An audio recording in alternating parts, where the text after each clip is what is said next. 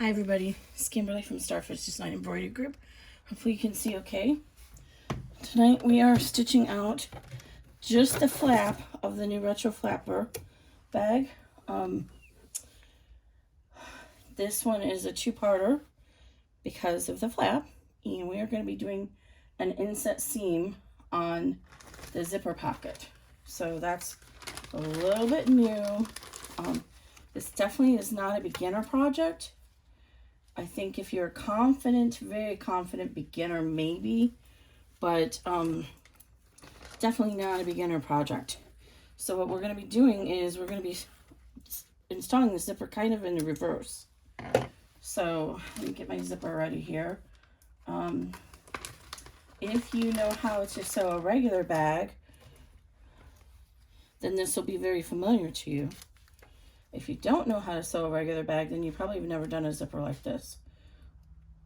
So I'm gonna actually, this is my second stitch out, and this time I'm actually gonna try vinyl for the side with the zipper pocket, because I'm using this tiny little scrap of, I'm assuming it's fake Louis Vuitton scraps that I've found on some Stash group. I'm assuming that's who it is. I'm not a fashion person, but I think that's what it is. I make no assessments to have any relationship with that particular organization. And unfortunately, my zipper pull, I only have the big D zipper pull in rose gold. And I don't have that on there, right, because it's turning. But anyway, we don't need our zipper yet. So I've gone ahead and stitched the beginning stitch, and I'm actually going to leave this rainbow thread in here just because it's going to show up better. So the first thing we're going to stitch is our we're going to lay our panel. So here's the two panels I'm using. This is actually was a cotton lycra, so I've interfaced it with blue Calla's medium interfacing and also Decoville.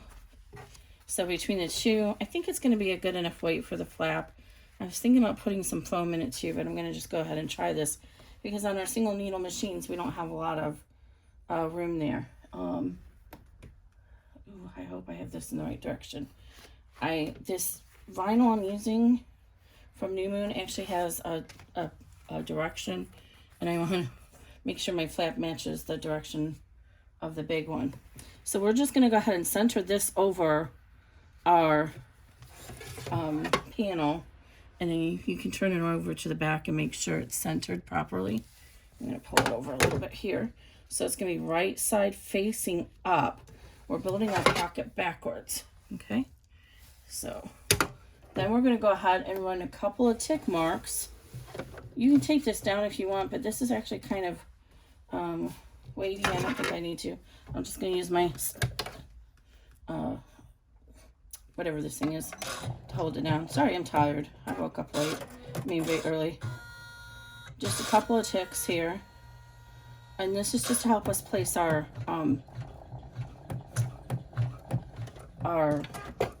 pocket material. Oh, and actually this is a placement for our snap. You can skip this if you want.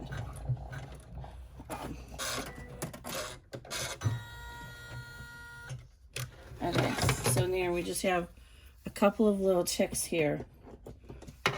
One here and one here.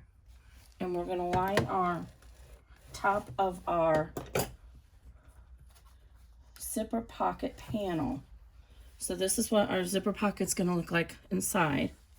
So we want to put it right side facing down and centered over that line. And my center tick mark is not showing. So just kind of approximate it. I can't really put a center tick mark there because I don't want it to show my vinyl. So we're just going to line this up. And I'm going to peek underneath. I'm going to tape it down and peek and make sure I'm covering. I am. Okay. So go ahead and line that up with those tick marks. It should be just right on those tick marks. And then we're going to tape this down. And again, I'm leaving this variegated thread on here because it's thick and it shows up well. You would want to be using a fabric or a thread that's going to match your project. The variegated thread is from Stitch Wizardry Stitchery. Okay. And now we're going to go ahead and we're going to stitch our pocket cutout. It's actually our zipper window.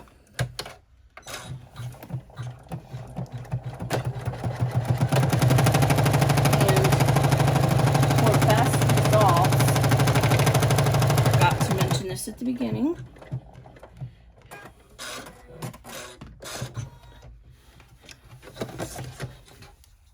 See a little window? Ooh. Okay. I think that, okay, I need to take a pause here. My window is too small. I think when I resized this pocket, I made it too small. So I'll be right back. Okay, sorry about that. Little reset here.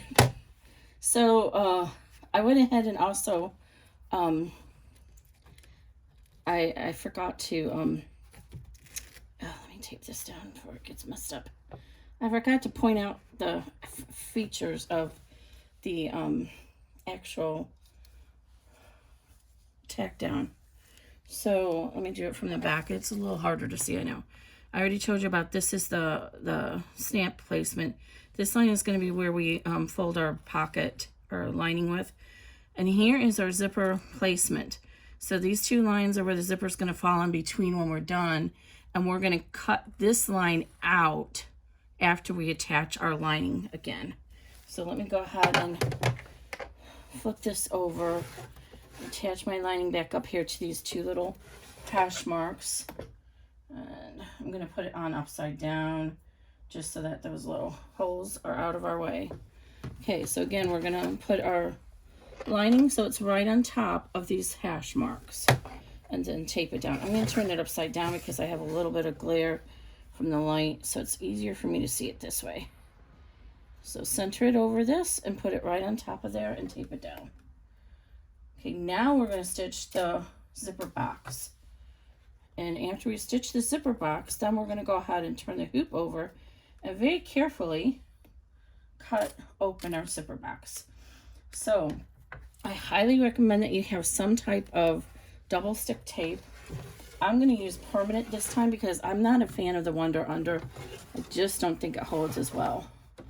It's really going to help to hold the vinyl down on the back. So I'm going to go ahead and run that box. So this pattern you can only use a size 3 zipper for. Because the box is cut open just for a size 3. That looks better. I knew that first one was not right. So there's our little box.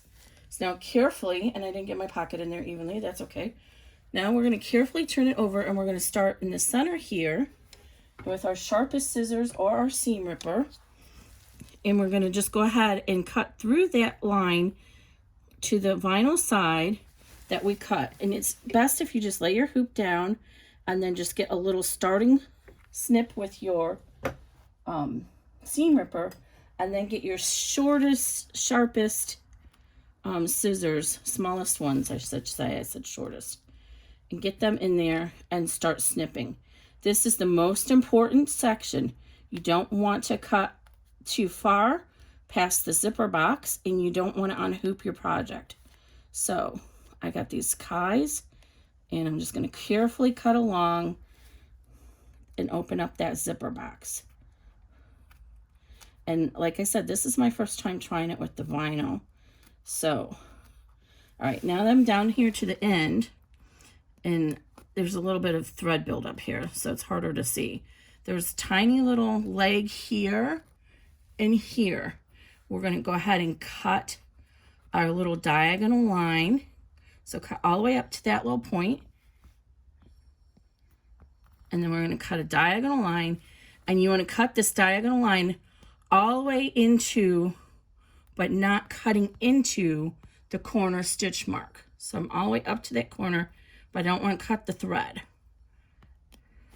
And we're going to do it on the other side as well. And then we're going to repeat it on the other end. And then once that's done, I'm going to come back in here and carefully trim away this stabilizer. I'm using the poly mesh, no-show poly mesh, but you could definitely use the tear away here, or wash away even would be okay. You will need the washable fabric like water soluble for the other part of the project. Okay, I'm trimming away these little tails. I tried to put the starts in the beginning, in the middle, so we wouldn't get a build up there, but unfortunately my machine still didn't care. So now I'm getting really close again. Do you see? I'm going to cut right to there, and then I'm going to go ahead and cut into my corners. And it's a little harder to see because that thread buildup, but it's okay, I got it. So you're just going to cut into that little leg. And I'm using really thick thread here, so that probably didn't help matters. But you see that? Right into that corner. And you'll know if you didn't trim it away enough when you go to turn the pocket in. So now I'm just going to come in here, and again, I'm being very gingerly here. And I want to cut away this, actually the applique scissors work better at this point. I want to cut away this poly mesh, just because I don't want that bulk of that to interfere with attaching the excess material to the back of the pocket, which makes it easier to hold it down. You'll see what I mean in a minute. So what we're going to do is, and I don't have my iron. Darn it. Oh, is this thing plugged in still? It's not. That's okay. If you have the little iron, it's much better to use. So I'm just very carefully cutting away this stabilizer. And I kind of got to hold it to get that tension on it. So sorry about that. I don't know if you can see it very well, but it's just easier if you hold it to tension it. And don't forget the little corners, the little triangles at the end. Trim those away as well. So the key to getting a really nice pocket flowing to the back is put your project on a firm surface. And this is when the mini iron comes in really handy. But I don't have mine already lit up. And before we turn this to the back, we're going to flip this over to this side, and we're going to press it. See, I won't be able to use the iron anyway because I've got vinyl. But you'll probably have cloth. And we're going to press that seam that way. Then we're going to open this side, and we're going to press that seam really good. Get a really good crease on it. And then do the same on the sides. And what did I do on this one? That went off kilter. I didn't line this up evenly, so you're going to see the little holes, but that's okay.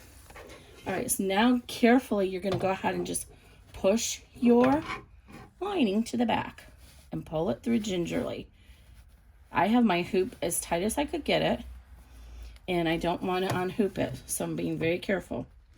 So this is why I say this is not a beginner project. You need to understand how to get your hoop taught and how to be careful pulling things through.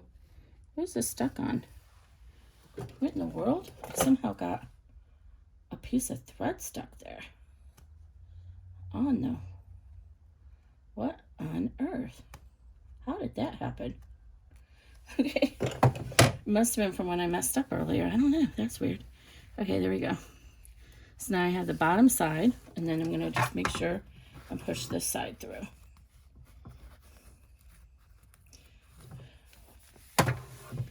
And so it's all going to come around to the back. Just like that. And I can tell already I don't think I cut my corner, because you see how that's puckering right there? That's because I didn't cut the corner enough. And it's better to go slowly and have to come back in and cut it a little bit more than to cut too much at the beginning. So I'm just going to push this through a little bit. And I'm going to get my little snips in here and cut that corner again. Make sure this is through. I don't want to cut my fabric. So I'm just going to pull it all the way through again. And actually, because it's so hard to see on the back, I'm going to cut it from the front. As I can see right here, I didn't cut the fabric. So I'm going to cut it from the front. That's actually easier to see than with the thread. See that? I'm just cutting right into that angle. I don't want to cut the corner's thread. I just want to cut the fabric. Why does these scissors don't feel like they're cutting it? Did they cut? They cut the vinyl, but they didn't want to cut the fabric. Huh. That is bizarre. All right, let's try some different ones. There we go. Those are like really sharp. All right, so now I'm going to cut all the way to the corner. That's why I didn't turn. See that? All the way to the corner. But don't cut that thread. Now, I don't have any. I should have ordered some, but what you could do here is put a little dollop at each corner of fray check on your fabric, and that will help it not fray as you move to the back. All right, there we go. Now we're going to have some good action. Now I actually have it cut. I should double check that from the front after I was done from the back. But I didn't realize my snips were not getting through to the cotton. It was only doing the vinyl. All right. Now let's try this again.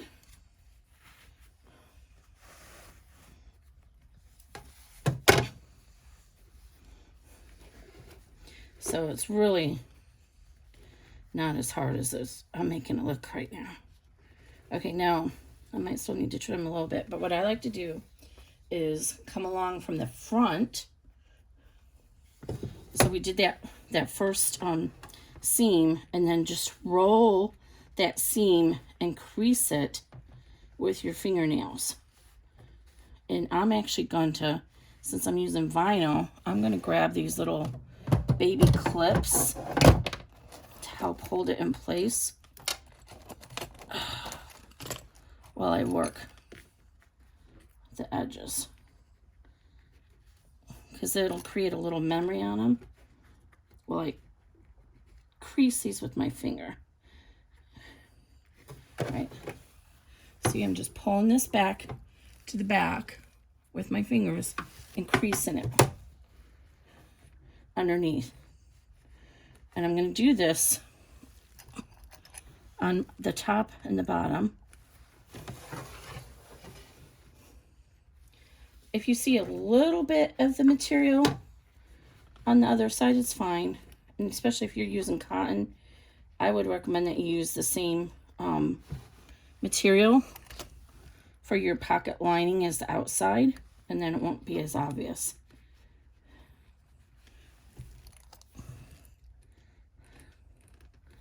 Okay, these are getting in my way, but that's okay. All right, so now I have all that creased underneath. And this is just being difficult because it's vinyl.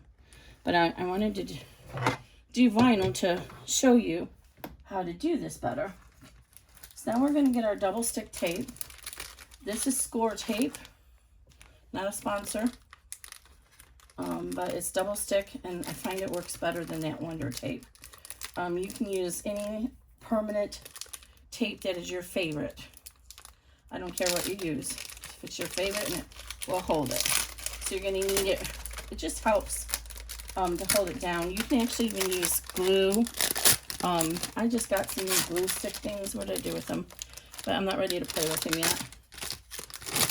This is so sticky. It's sticking to the wrapper. Okay, so we're going to put a little tiny bit down at each corner for the ends of the zipper.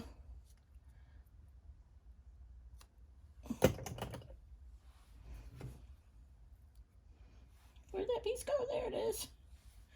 Okay, so it's very sticky.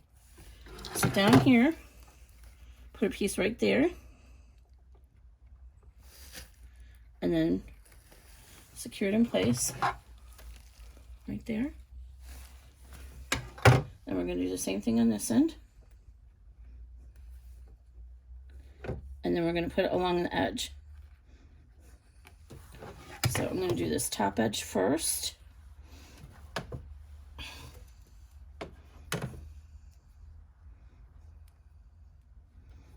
And I'm going to pull these out of here now. Should give me a nice little memory, and I can work from the back now. Okay. It doesn't matter if you do the top or the bottom first. Just put it behind that little cut that we just did, and it's going to help put that to the back.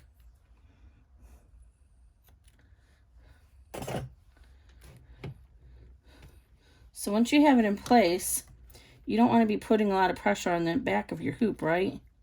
Oh, this already glued came down. Oh, that's how sticky it is. So what I'm going to do is I'm going to flip it over to the front and use my fingers from the front to kind of rub that into place. Like this. And on each corner. That way I don't risk unhooping it. Now I can go ahead and pull these little tabs of paper off.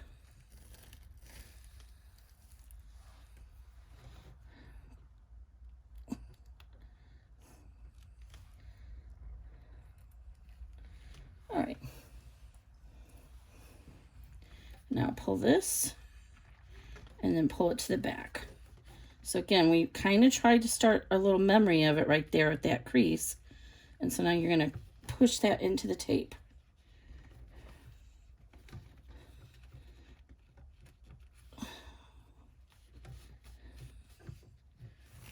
And the corners are always the hardest. So this is actually going to be a 2-piece tape, I think, because that's just holding down my vinyl. So 1/4 inch tape might have been better here.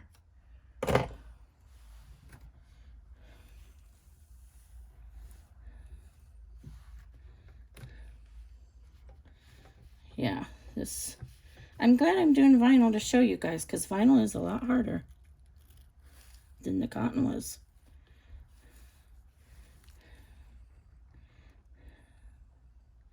A lot harder. And I don't think I positioned my lining right. I'm feeling like I might not catch the seam in the last round, so might have to use some double stick tape. All right, there we go. That's better. All right, so now I'm going to go ahead and I can feel where that seam is in my fingers. And it's better to have the vinyl showing to the inside than to have the cotton showing to the outside. Okay, so this time I'm not going to mess around. I'm just going to put the tape right here.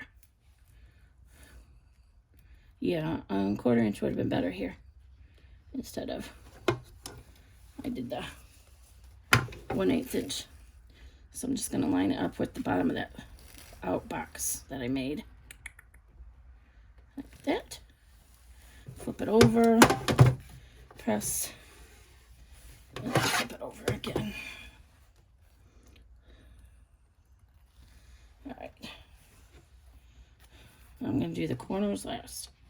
So again, feel for that little seam, see how it's there, and then press your fabric into the glue, the tape or the glue, whatever you're using.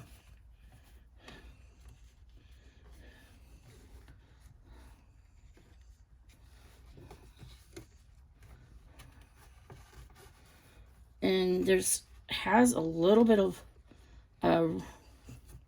life that you can pull and readjust if you need to.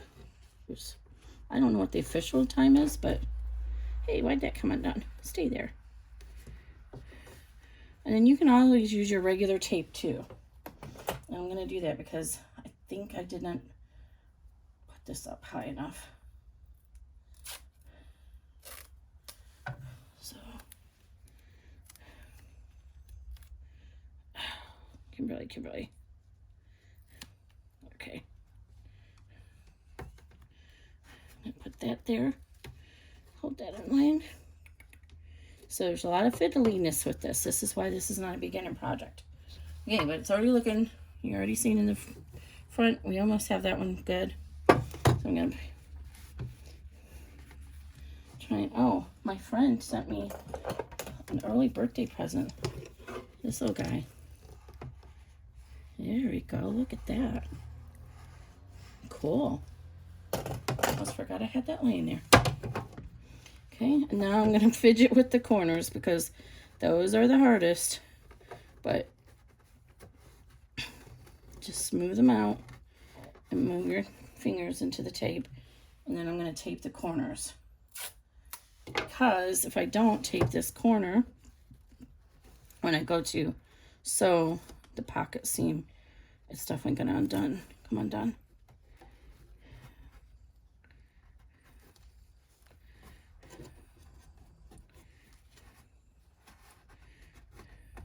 And just try and get it smoothed out as much as you can. Doesn't have to be perfect on the back, but you want it to look nicer on the front. So I'm gonna put this tape down right here, and it looks good to me right here. So I'm gonna turn over to the front, and it looks good to me there. Now I just have to do this side. Yeah, so use 1/4" tape for this part. I'm gonna have to put a note in the PDF on that. Use 1/8" to lay your tape or your zipper down, but use 1/4" to tape this lining down. And to be honest, you may not even need to tape the lining down if you're using cotton. But you see how that vinyl is trying to pull up on my lining. I want it to be difficult and use vinyl. All right, see my corners are kind of smoothed out there. I'm just not happy with this right here, so I'm going to work that just a little bit more. And actually, when we lay the zipper in, we can fix that too. So for right now, I'm going to leave that there. And I'm pretty happy with that, except this piece.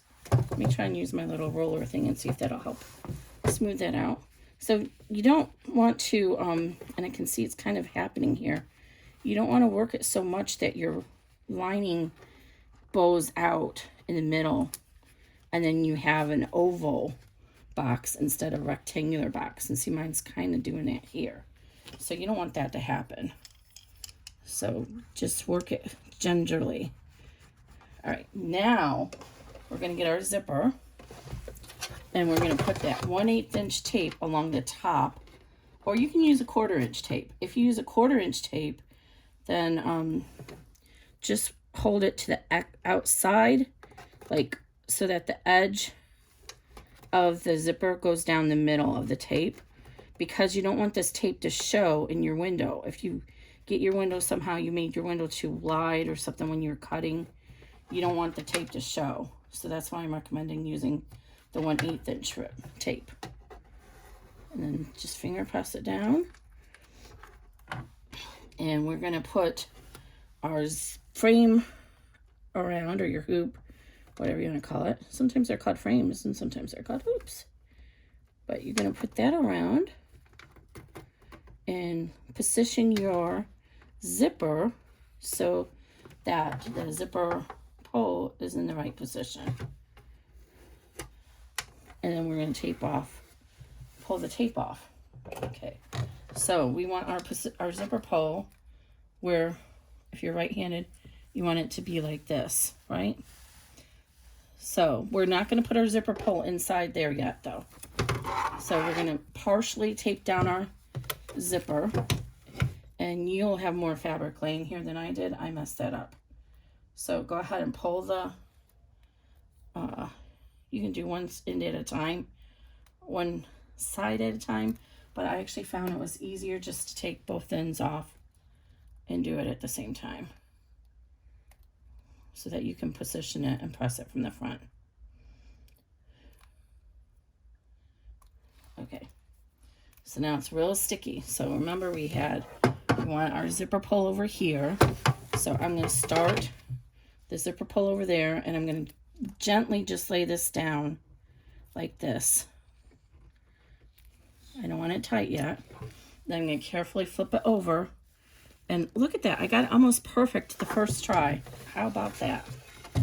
So now go ahead and run this into it and make sure. And this is where you have just still a little bit of a chance to fix that right there. I think this vinyl is a little bit stretchy. And it's not going to come down any better. So I'm going to turn it over and see if I can get it to come down just a little bit more.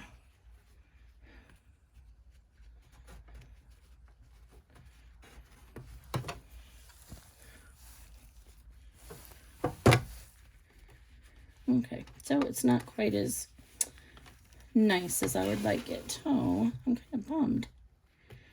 I don't know what I did there. I don't know why it's kind of stretchy. I think the vinyl is the kind that has the flannel backing on it. And it must have had just enough stretch there that when I was working that cotton. That's okay. So we're going to end up seeing a little bit of our material here. I'm actually going to have to be careful when I tape this down because it's pulled so much that the stitches may not catch it. So I'll have to use my stiletto. So now on the back of the hoop, I'm going to put a piece of tape on this metal. You don't have to do that, but when I was doing mine, it was dragging on the plate. I've been working on this so long and my machine went to sleep. Okay, so now I'm going to start. Should change the thread. I'm not going to. I'll just leave this in. We'll just be a little sparkly. I'm going to start here, and I'm going to hold on to this thread. And then I'm going to, when I get over to this side, I'm going to hold it with my stiletto. I'm going to stop this once it gets there, because I can tell this is too far down. So I said stiletto, I meant this thing here. So I'm going to kind of guide it along because I'm pretty sure I got it too far down. Make sure it's staying. And it's going to stop when it gets to about 3/4 of the way fast. So this is just what you can do.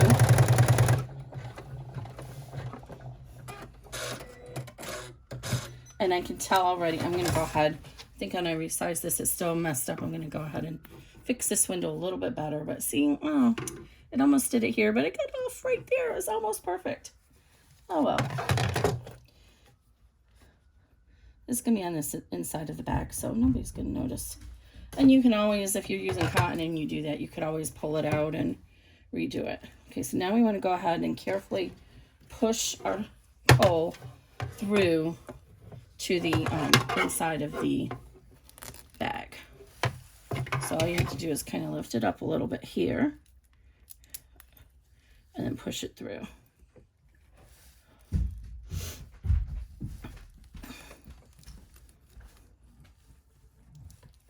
Thank you. Oh, I messed up a little bit. My son's checking me out here. I don't, thank you. All right, now I'm going to pull this down here. And now we have our zipper tape is separated and we don't want that. So on the back, I want to put a piece of tape to hold that together. So I'm going to put that little tape back here to hold that, cover that guy. And I'm going to put a little piece of tape to hold that together.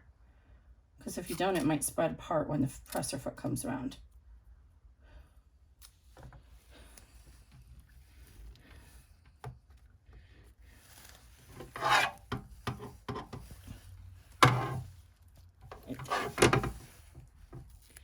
And then this tape will come off. I should have mentioned I'm using Transport 3M tape.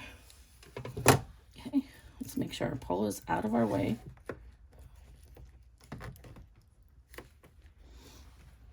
And then we're going to go ahead and finish stitching down our window. And then we're almost done.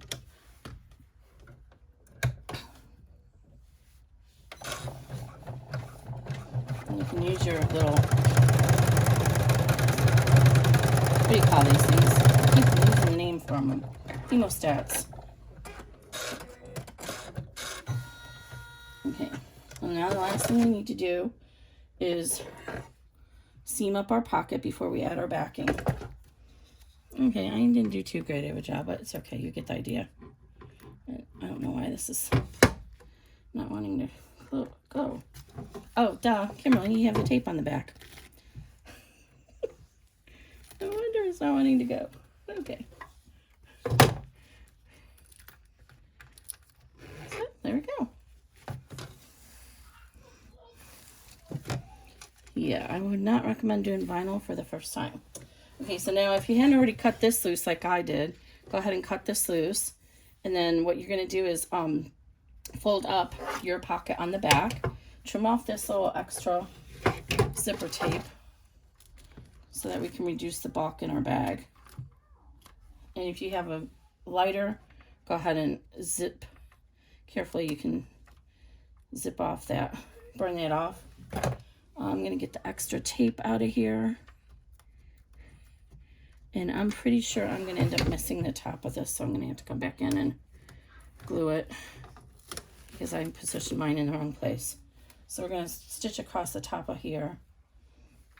Okay, so we're going to fold this up, and this line that we stitched the first time is where the bottom of your pocket should go. The reason why is that will make sure that your pocket doesn't get caught into the bag and the final bag. And then tape down the corners. Tape all of them down, because if you don't, this will come up on you while you're stitching and you'll be very mad.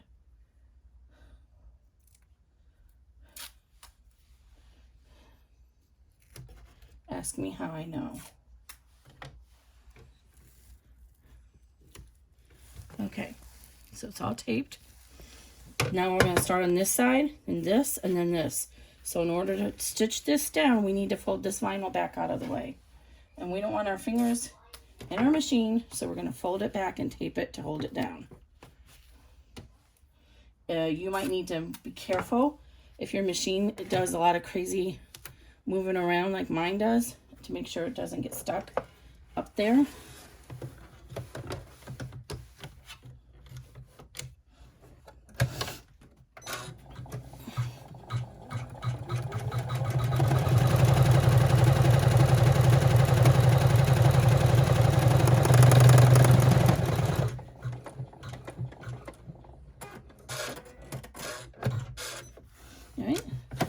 Undo this piece and move the tape to fold down at the top. So if you were on a regular sewing machine, you would just be managing this, folding the material out of the way while you're stitching along. But we don't want our hands anywhere near that needle, so we're not going to do that.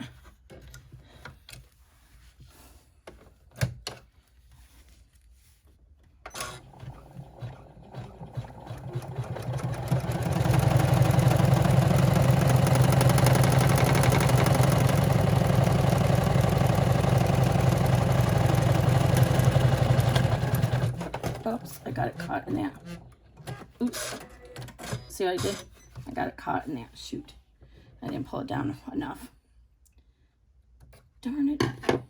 Okay, the other thing that happened just now is when I got that caught, it's also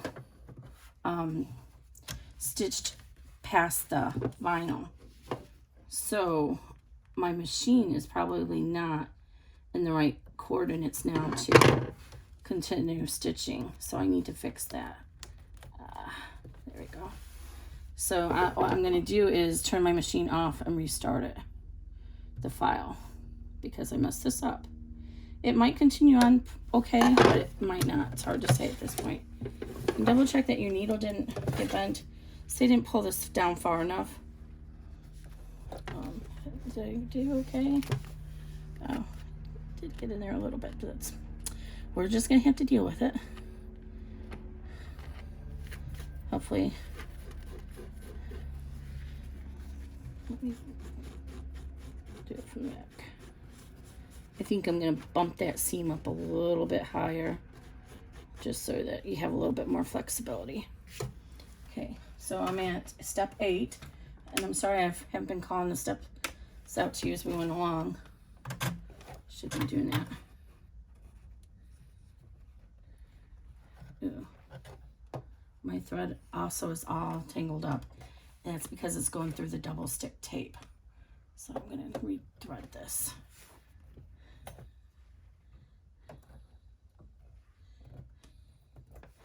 So if you have that issue and your thread is getting hung up in there, feel your needle. If it feels like it's getting sticky from the double stick tape, then go ahead and get a piece of rubbing alcohol, like a little steri wipe, and just rub it along your needle, up and down, and it'll take any of that glue residue off. You can also get it on there from the actual 3M tape too. We're already using this rainbow stuff, we might as well keep using it.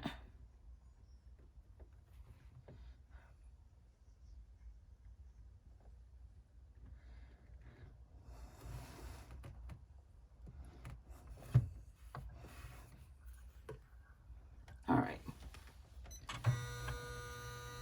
So my machine's going to ask me if I want to resume. I'm going to say no because I messed up here and the coordinates might be off on the machine. So I'm going to hit no, and I'm going to open my file up.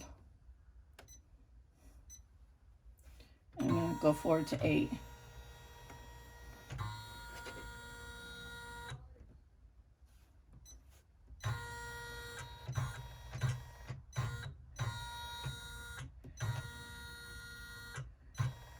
And at 8, I was over, okay, 8 is where this side is stitching now.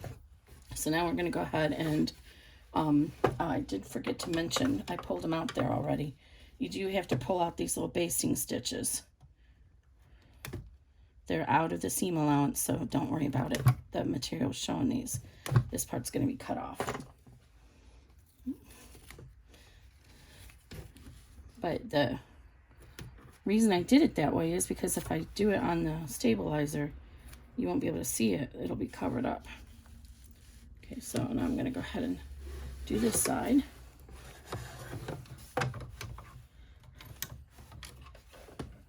It's easier on the sides because you can actually see, but when stitching at the top, you can't see.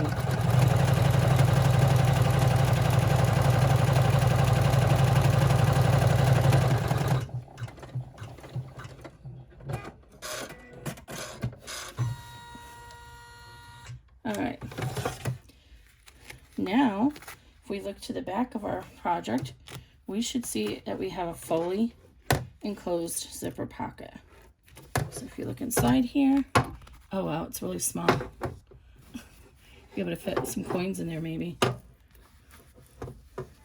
This is smaller than the other one. I need to double check the dimensions on it. But there you go. So we're going to go ahead and trim around to about 1/8 of an inch.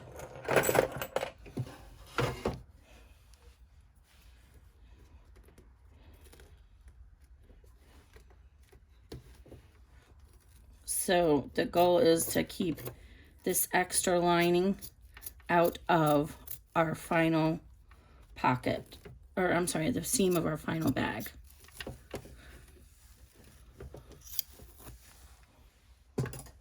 So we want to take away as much as we can. It's helpful to take the tape off before you do this, Kimberly.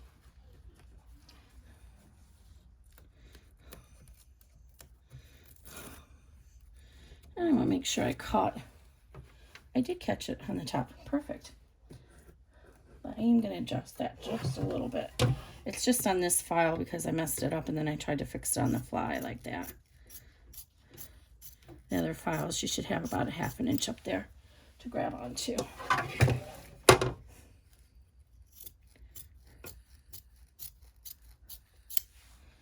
And there's 3 different shapes of this pocket. The traditional one, which I don't have that bag over here. All right, so now we're ready to go ahead and lay on our registration mark that we're going to use to lay this on our bag later. So it doesn't matter whether your zipper pull is, you just want to make sure it's not going to get into your seam allowance. So this registration line is going to be in the seam allowance.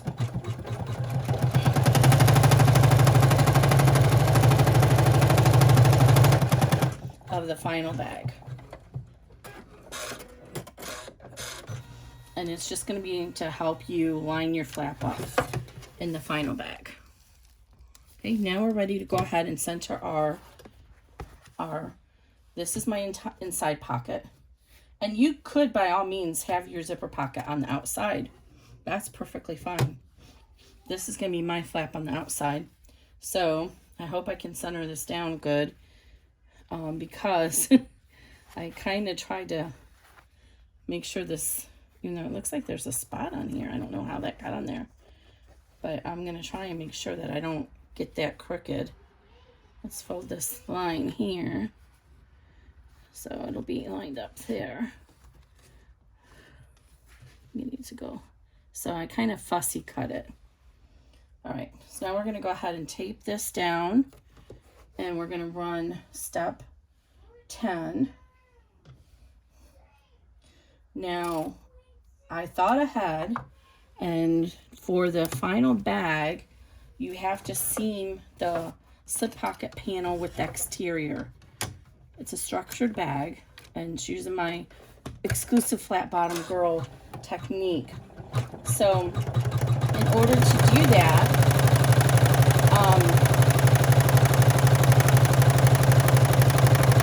sorry, this is very loud. Let me hold that thought.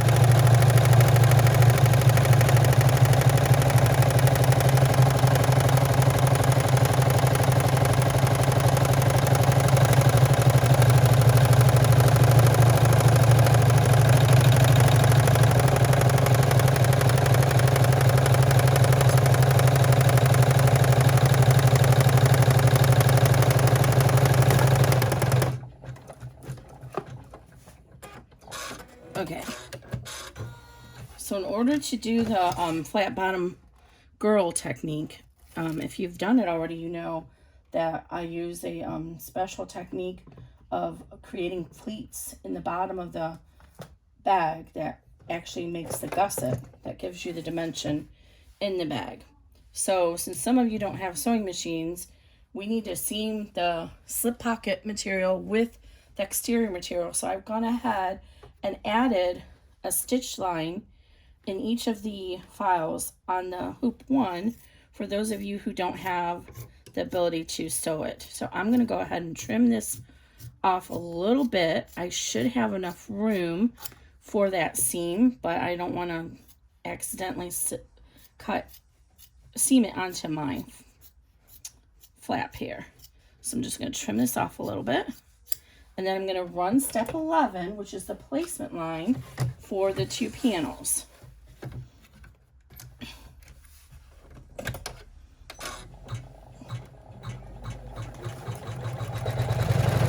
So these are the panels. So what's going to happen is this is going to be the inside of your slip pocket. We're going to seam these together. And then when we do the bag, it's going to come up like this. And you're going to have your little slip pocket in there in the front. And then we're going to use this for our exterior bag. It's kind of magical.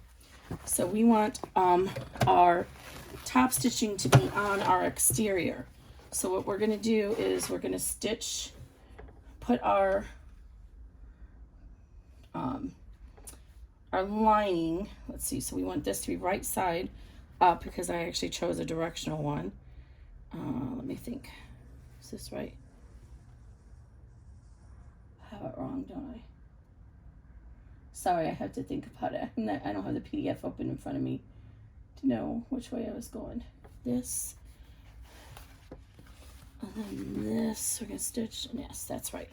Okay, so we're going to line up the cotton on the bottom. So it's right on that placement line and centered over it. Then we're going to, let's see, it's going to hang off the hoop. So I tried to position this thinking about all the hoop attachments where they're going to be at so it won't interfere. But if it does interfere, you'll have to roll it up and tape it out of the way. So we're going to go ahead and tape this down. And I actually didn't cut mine evenly. Okay.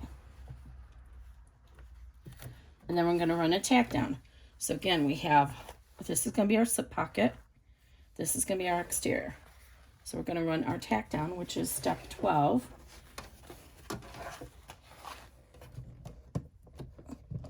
This is taking way longer to show you guys than it really does to do it. Okay. So step 12 is our tack down.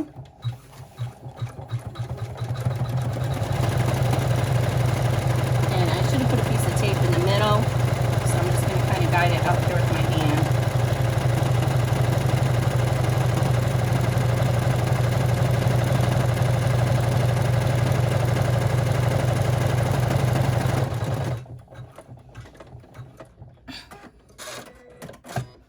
Okay, now you're going to see this stitching on the outside of the bag. So I don't want the rainbow stitching because it doesn't really match the theme. So I'm going to switch over to this other thread to do the top stitching. Even though it's a test bag, I still want it to look pretty. Somebody will want this bag.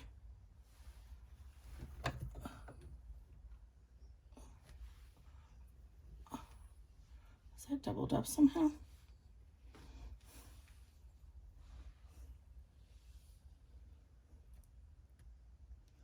What in the world? Hold on. This thread is all messed up. Oh my goodness gracious.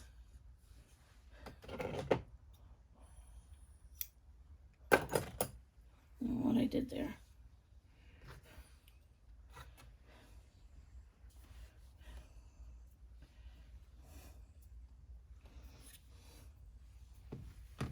Let's try that again.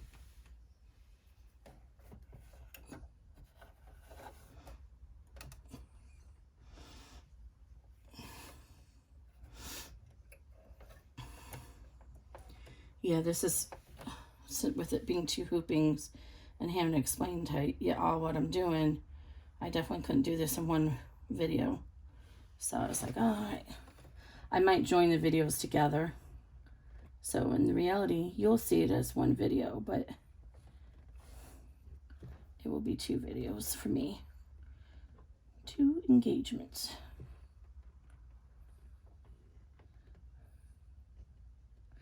I'll have to tell you, this is a large needle. I think I have 100 in here because I didn't change it after I did the test for the last one. And it's hard to thread, but that wizardry thread, it went in the needle with no problem at all.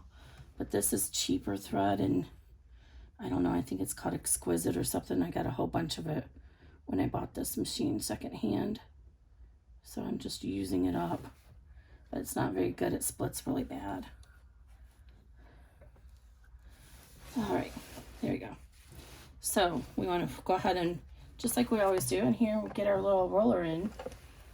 Always keep your hoop against a firm surface when you're doing something like this. And we can go ahead and roll our seam. Wow, this is nice. Get a nice top stitch on it. Right, and then tape down the sides so it doesn't roll up on you. That has happened to me, and then you don't get an even stitch, top stitch. And when you're doing it on a zipper panel, it really is bad when that happens, because then the zipper pull doesn't work right. Okay. Now I do have to roll this up because my hoop attachment is right there. All right, so this is step 13, and this is actually our last step. 14, we're not going to stitch. 14 is just there to make sure we don't go back and hit our zipper hole.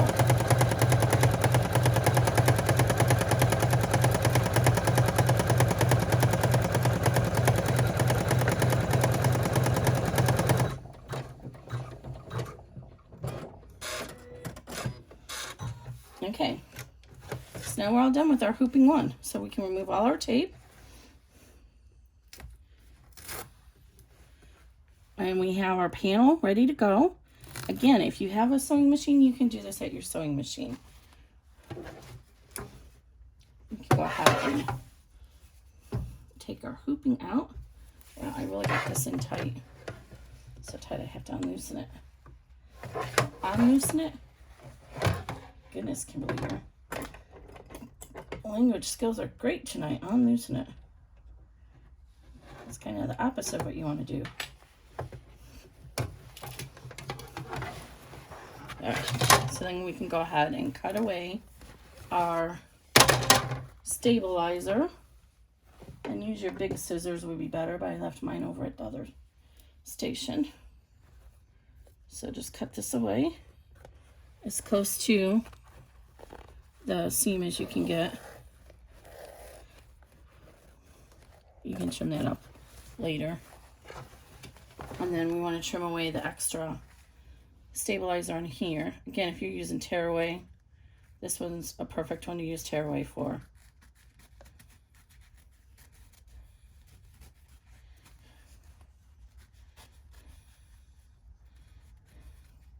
I haven't found a soft tearaway that I like. If I'm doing like towels or something, I like that 806 from Powon, but that is just too heavy for my bags. So again, if you had tearaway, we could cut away all this. So now we want to go ahead and trim our pocket and turn it right side out. And since I'm using vinyl and I have this Decoville light on here, I'm going to go ahead and do a 1/8 inch seam allowance. Normally with cotton, I would recommend that you do a 1/4 inch seam allowance. And then you want to go ahead, I'm not going to show you how to add the snaps or the hardware. You'll use whatever favorite technique you have. Tomorrow I'm going to put a, I'm going to go ahead and lop off that corner like that. Tomorrow I'm going to put a magnetic KamSnap on mine. But you can use any kind of lock mechanism that you want. I did have one up here to show you. Well, you'll see Linda's bag. She used a Mickey Mouse ears lock on her bag. But I lost that little lock I had up here to use to show you. But it's just one of those cheapo little slide locks. But you can use any kind you want on here. So this just gives you a roundabout placement for that. And it's a little bit more finicky to do when you have to do it when it's already finished. But it's not impossible. And then just go ahead and turn this through. And then if you have to iron it, you can iron it. And we have the world's smallest zipper pocket. I am going to look at this one and see if I can spread it out. I think I can go 1/4 inch on either side and make it a little bit more functional. So this way I'm not doing any small bags on this. The smallest is 7 by 6 because it's just not worth it. It would be too difficult to do. Now see, this is where I could go ahead. I have my placement. I could go ahead and get my snap in there and get my tool in there to put it in. And that's what I'll do tomorrow. So that way my snap is buried inside. And I'll probably glue a piece of Decoville light up behind there with some beacon tack because this vinyl is not very thick. And it will just give it a little bit more support for the snap. So you go ahead and get in here with your fingers and get as much as you can out with your fingers. And then use your favorite little turning device to get the seams out and round out the edges. And because I did it so tight, the seam allowance. So this is going to be the inside. So yeah, I could go about another 1/4 inch and give a little bit more room. But actually it's just meant for coins and there's plenty of room to get in there. So my friend also sent me this beautiful thing from Alex Anderson. This is a presser, a seam ripper, a turning tool, and a stiletto all in one. So let's try this guy out.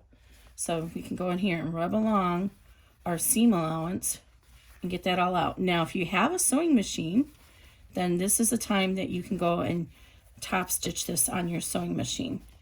But in lieu of having a sewing machine with vinyl, I'm just going to go ahead and get the seam out as much as I can. Rub my little, am I out of the camera? I'm sorry if I got out of the camera. I'm just rubbing this in here as much as I can. And then you can roll it between your fingers too. And if you're having a trouble getting a nice smooth finish, then go ahead and turn it back out the other direction and use some pinking shears along that curve. And then I'm going to go ahead and put this down and weight something on it so that it weights it down overnight, and that'll be done. So then when, hopefully the flap will be good when I get it on the regular bag. So when we add this to the bag, we have the registration mark here that we'll use to line it up. So we'll print that registration mark on the bag and then we'll line it up there. Now here is the other piece, and let me trim this extra stabilizer off here. And I'll show you more how this is going to work when we do the other hooping. But just so you understand, because this actually did confuse one of my testers and they know how I work, what's going to happen is we're going to leave this little hoop here for tomorrow. We're going to put a short panel down. We're going to stitch this to that panel like this. So the panel's right here. We're going to stitch this. We're going to fold this down like that. Here's your panel up here. We're going to fold it down, and then there's two little tick marks that you're going to go ahead and then fold this up to those tick marks, and that's how you form your slip pocket. So your slip pocket's going to be down here. It won't go all the way to the bottom of the bag. And again, because I top stitched this on here, I couldn't really roll this behind. So what I'm going to do is put some double stick tape so that I can kind of try and get that seam. Oh, I forgot to tell you to do that. That's what the issue is. You should have trimmed this down. It's in the PDF. It's not too late, I can do it. So if you trim down this extra vinyl or cotton, if you're using cotton, but the exterior basically, if you trim that down a little bit, you probably won't have issues with cotton like you do with the vinyl. It'll allow you to fold that edge down a little bit better so you don't see the lining. Okay, so now I'm going to go ahead and fold that over, but I'm going to put tape on the other side or glue and hold it in place so that it won't show as much on our bag. I'm going to do that off camera though. So that's it for this hooping, and have a brief intermission. You won't have an intermission, I will, and I will do the second hooping. Thanks. Okay, now we're ready to start another sample of the flip, or I'm sorry, I said flip, I mean flap. So we just finished making this one with the vinyl, using the vinyl for the inset, which was a lot more tricky because this vinyl actually is the flannel backed kind and it was stretchy right there. So I should have put some interfacing on it, but I didn't know it was going to do that until I got into it. So this is the rounded flap. So now we're going to do the rounded corner flap, and then the original design, I don't have that bag handy to show you that one. So there's 3 flap designs for your choice. So, excuse me. So we have, this is going to be our pocket lining, and this is a really small little pocket, the inset pocket. It's just meant to put your ID or some coins or maybe even a key or whatever in there. This time we're going to use this lightweight flan or vinyl for the exterior, and this is going to be for the interior. So to give the flap good weight, I've put a lightweight interfacing from Blue Calla and then Decoville. I didn't want to put the Decoville directly on it. And then I also have Decoville light on the back of this. So it's actually going to be pretty thick flap, but we need that to add our whatever hardware we use to close it. I'm probably going to just use the magnetic snaps, but you can actually use flip locks or whatever, you know, where you'd cut it out and put that lock in their place with this style of bag. We have our zipper to do our inset seam, and then we're going to do that, install that partially. And then I also have a little strip of scrap interfacing, because when we go to do the pocket, that'll help keep the frame down. We're going to try that. So here's our placement, and it's probably hard to see. I'm sorry about that. Let me see if I can put something behind it, make it a little bit easier to see. So hard to see it. Let's see. I think that's a little bit better to see. Yeah, you can see it there. So we just have our general shape of our flap. Then that's this general outline. This is the general shape of, or the placement for the zipper. For a 1-inch zipper, you won't be able to really see this from the other side, but I just give it there just to give place for your eyes to stand. This is the window frame. We're going to cut this out after we put in our pocket. So if you've already watched the first part of this series, we're going to flip over to the back and cut through this and then angle out these little legs and then flip the lining back. And then this here line is just the bottom of our pocket, where we need to know where to fold that and fold it back up. All right. So let's go ahead and get started by laying down our whatever material you want to be the exterior, the facing of your zipper flap. So for me, it's going to be this one here. So I'm just going to center this over, and then you can turn it over, the hoop over, and make sure it's centered on the back. I'm going to move mine over a little bit to get that Decoville evenly placed. And then I'm just going to put a tiny little bit of tape to hold this down. It's kind of heavy, so it really shouldn't need it. I'm going to use this rainbow thread for the whole series just because it works well. So this is from Wizardry Stitchery. All right, so now we're going to run the little tack down lines, which is going to give us the placement for our zipper pocket panel.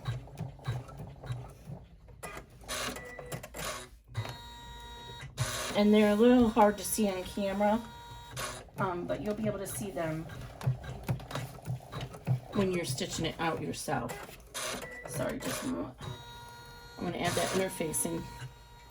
And this is also going to run the placement for a snap. You can also you can stop and not run that if you want. Oh, sorry.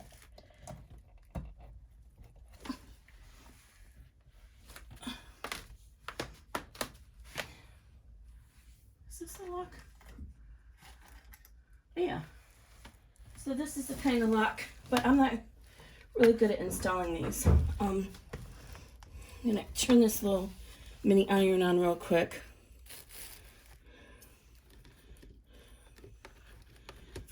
Oh, I have too much stuff up here.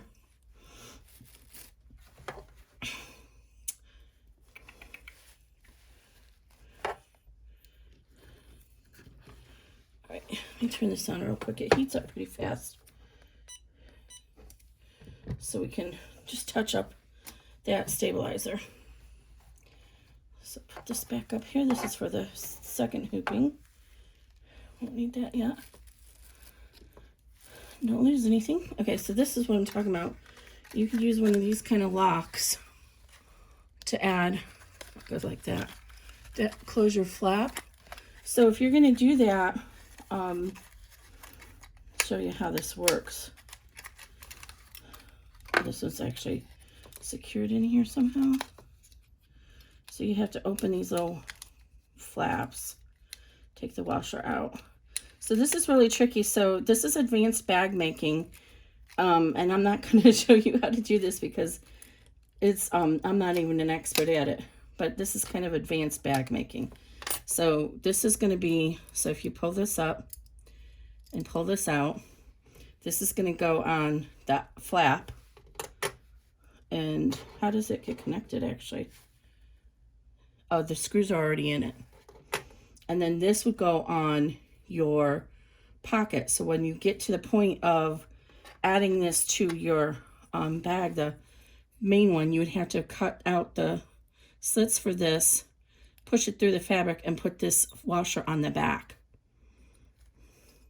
So this kind, this flip lock, you only need to cut out the slits for the washer into your pocket. Let me close this.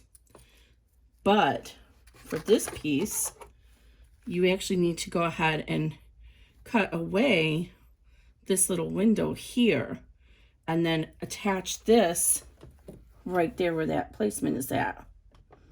So it's a little bit more difficult of a process. So it screws apart, and I think there's 2 pieces here, but I don't have a screwdriver right handy. But so you'll take this screw apart, you'll trace your little cutout, and then you'll put this through the front and this through the back. And that's how those work. But that's advanced bag making, and I'm just going to use a snap on mine. I'm not here to teach you how to do that. I will, you know, once I get a little bit better. I'm not good at it myself. But for regular bag makers, they do that a lot. I might do a special on it. But this is the first bag that I've done, an in the hoop bag, that you guys can actually use one of those. And you'll see Linda's samples. She did use them. Okay, so my little machine told me it was all ready. Let me get my iron here. Oh, and I totally just did this backwards. I am glad I did, though, because now I can highlight to you. And I just dropped my little D-ring strap connectors. So I just did this with vinyl facing out. Good thing those are small stitches. This is why you should read the PDF. I don't want the vinyl facing out. So we want the interior material here. So let me strip out these little placement lines here.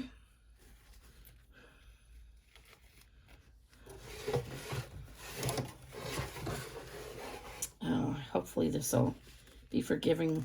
That barely even stuck in there because I got the little placement line in there for a dot. I could just go with it and make this be the inside, but we already showed you how to do vinyl. I want to show cotton because cotton's a little easier. All right. Sorry about that.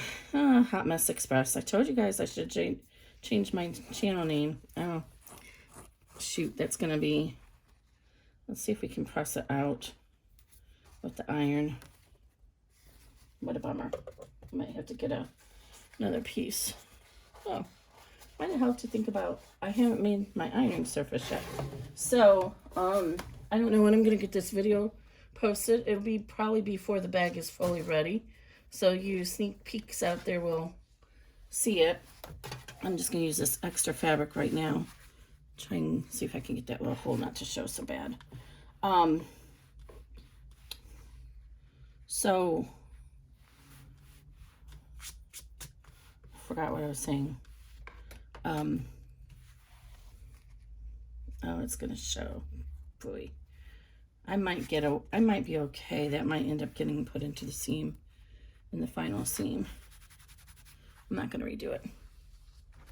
Okay, set that aside for a second and redo this. Okay, so I need to have the panel on before I do my little extra. So we want this panel on, centered on it, and I couldn't tell if there was a right or wrong way on this material. So let's see. I feel like that's the right way. Okay, so let me pick it up and take a sneak peek and make sure I have it centered well. I do. All right, let's back up and run step 2 again to put those tick marks on. Sorry, guys.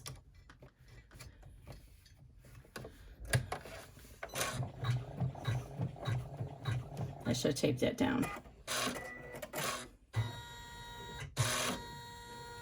did not even secure my stitches. I can see because the holes in it. I don't know what's going on with my, all right. Did that work? Huh. It didn't, the stitches are so small in this machine, it's kind of hard to get it to pick up. But I can see the little marks that it tried to make. This one it did stitch over here. Right there, right there, and right there. So now let's lay our zipper pocket. And it should be, oh,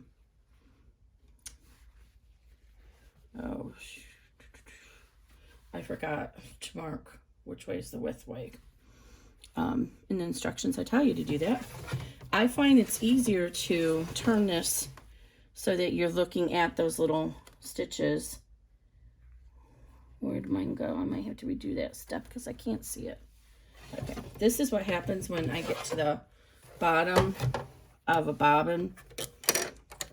See, there's that much left on it, but this machine does not handle that well at all. So when I have a brand new bobbin and when I'm getting to the end of a bobbin, I have that issue where it will not pick up the bobbin thread. So let me get another bobbin out. And then what I have to do is pull a lot of yards off a new bobbin. And normally I can go ahead and pull up the needle and do it that way, but I don't feel like fussing with that when I'm doing a video. That's fine to do when I'm not doing a video. So I save all those little small ones, and then I just fuss with them when I'm just doing the regular testing. Because I don't like throwing away all this thread. That ends up being quite a bit of thread. Alright.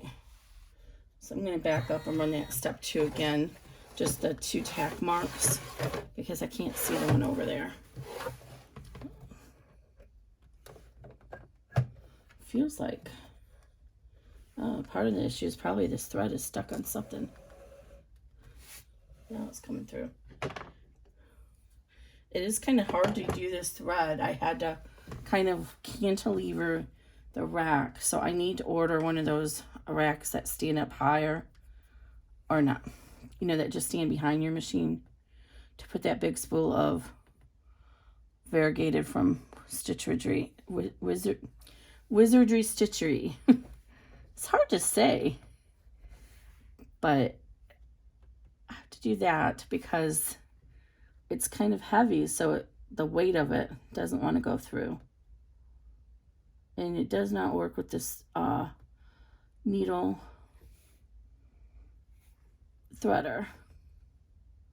It's too thick, I think. So I have to do it the hard way. Okay. Just get that crinkled around. Here we go. Make sure you don't have your thread backing on itself in the needle.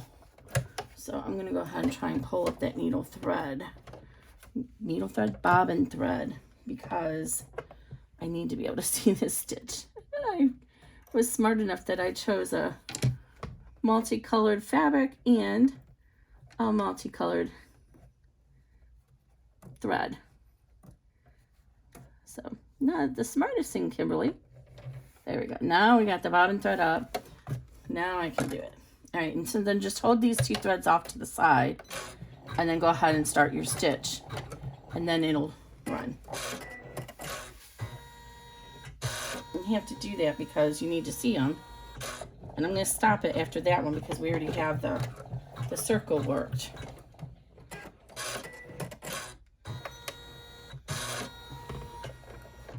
All right, I'm going to go step forward to 3. All right, you can see it got positioned. Okay, so now we can see our little slashes a little bit better. Right there and right there. And so now we're going to line up our zipper pocket lining fabric. And we want to put that right side facing down. And again, I'm just going to kind of spin this around so I can look at it from this direction.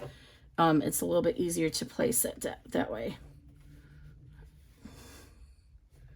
And so here's my stitches there, and here's my stitches there. I'm just going to line this up on that.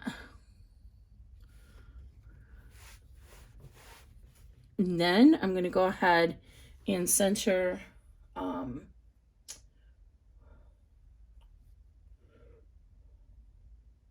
sorry, where'd that strip go? Okay, I got to get this in position so I can see where it goes. So just center this piece over there. Yeah, there we go. So I think I cut this like about 2 inches. So now you know it's my box is gonna sew this way, so I'm just gonna center it up here. You don't have to do this, but this might give us a little bit better stitch. All right, there we go. So now I know where to put it. And if you're using a heavier fabric, you probably don't need to worry about this. All right, now I'm gonna go ahead and put this fabric underneath it so I don't burn my ironing board. And then I'm just gonna go ahead and carefully just apply the heat just to secure that down. And we'll let it just cool for 1 minute. This is just the lightweight interfacing from Blue Calla. And I recommend using a regular pad so that you're not putting so much tension in your hoop like I am right now. So you don't want your hoop to come undone. If you wanted to, you could actually just use, I think it's PF44 or P44F. It's a very light featherweight fusible interfacing from Pellon. And the reason why I'm using this is if your material is starts to fray, it'll make your zipper pocket not very neat. So this will help if you have any material that's going to fray.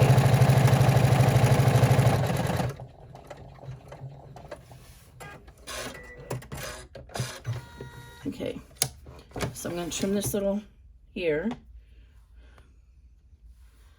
So this is our zipper frame, our zipper window. So we're going to put our zipper right here. So first we need to turn this over, and we're carefully going to cut through that. If you get a good sharp seam ripper, and I'm going to just go ahead and feel underneath. I'm just wiggling it in until I can get it started, and I felt it underneath. I don't want to cut my finger, and I'm just going to go ahead and wiggle this. And this is just enough to get my scissors in there.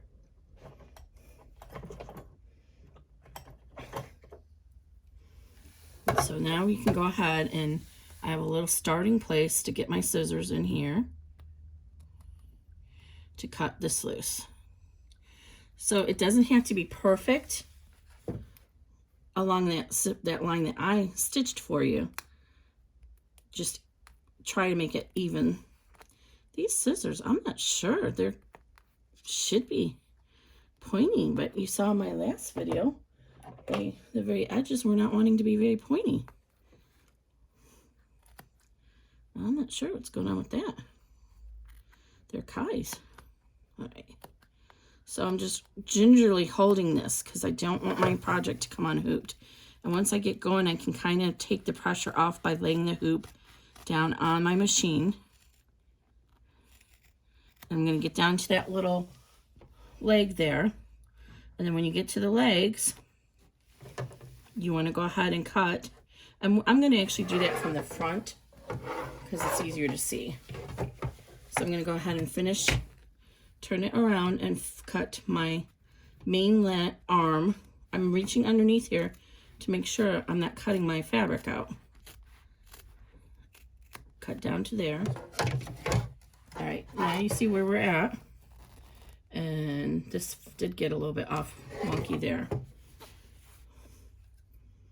So I'm going to go ahead and cut the legs now.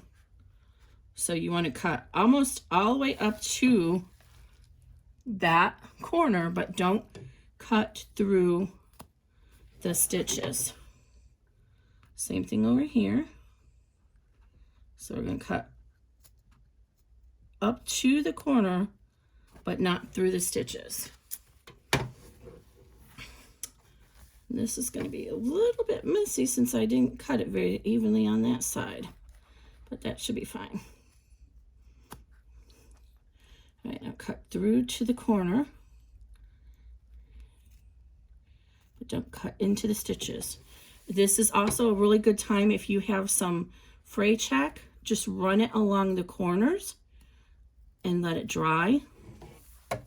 Now we're going to flip this over and use our applique scissors and cut away this stabilizer. Now I forgot to mention, because I mentioned on the first part of this video, that I'm using poly mesh, no-show poly mesh, but this is a perfect opportunity to use tearaway. I just don't happen to have any. I'm going to flip this over. It's always easier to cut it away from you when you can tension it. The reason we're trimming this off is because we want to be able to attach the pocket window material to our, tape it to our bottom of our hoop. Just helps keep it out of the way when we're sewing. And this is way more complicated to explain to you than it is to actually do. This is actually just exactly the same way you do it on a regular sewing machine. And I wanted to do this for a long time, and I'm just like, why haven't I tried this before? Now, I can't really iron this because, oh yeah, I can, since I'm using cloth. Let me see if I can find a smaller piece of material, because I don't want to put too much pressure on my hoop. So I'm using cloth. I can go ahead and use my iron to iron the surface. So this little iron, any kind of iron you use is great for this. If you don't have one of these, then just keep it against a firm surface and finger press it with your fingers. But this part is really important because it sets the seam, and it also helps, it gives a memory to the fabric, so when you go to flip it over to the back, it's like, oh, okay, I know what I'm doing. And the memory is there, and it'll go right back into that crease. So pull it, and then run the iron right along it and give it a nice crease. And again, if you don't have a little mini iron, it's not a big deal. Just use your fingers and fingernails. If you don't have fingernails, use any kind of pressing utensil that you have. So I did the bottom and the top, and then I'm going to do the sides.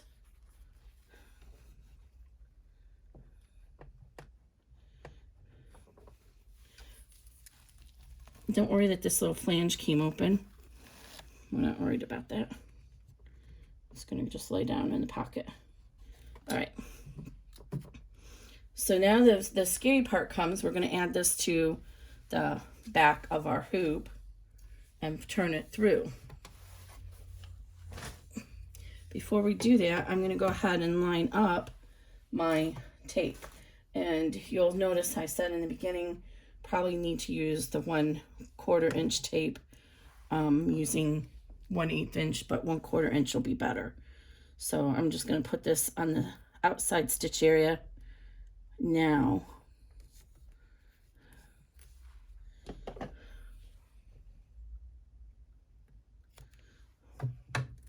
And then I'm going to flip the hoop over and rub it from the front so I don't risk unhooping my project here. This is scored permanent double-sided tape.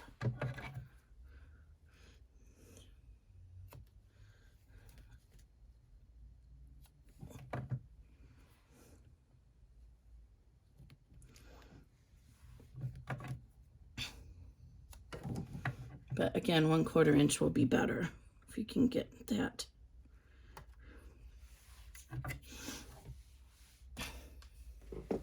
Okay, I'm going to go ahead and lay this on a flat surface. I'm just going to rub the tape from the top so it's nice and secure. Okay, then we're going to go ahead and push this fabric through the hole we just made, and we're going to go real carefully. So the name of the game is don't unhoop your project.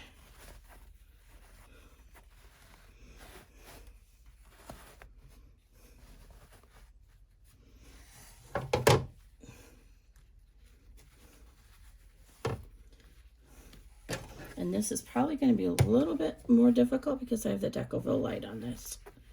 So I didn't think about that. This is the first time I've tried that on the outside material. Okay. So once you get most of it pulled through, and that little top piece is always the hardest, then what you can do, I'm just going to pause here, is fold back from the front, put your hoop down, and I have the Decoville on there. It's making it harder. I'm sorry, guys. Didn't anticipate this. Fold this back. I'm going to reach under and pull that there. And then, like I did before, I'm going to go ahead and put a couple of these clips in here to hold it in position until I get it all folded under. So I'm folding this under and tightening up that Decoville. Reach under your hoop. So you won't have this issue if you're not using Decoville, but I wanted to try it and see how it would work. And I'm going to say I'm not sure I would recommend using Decoville. It's going to be a little bit hard to get that down. So what we might have to do is put another line of that double stick tape underneath where the Decoville's at. See that? So I think if we do it here and fold that back.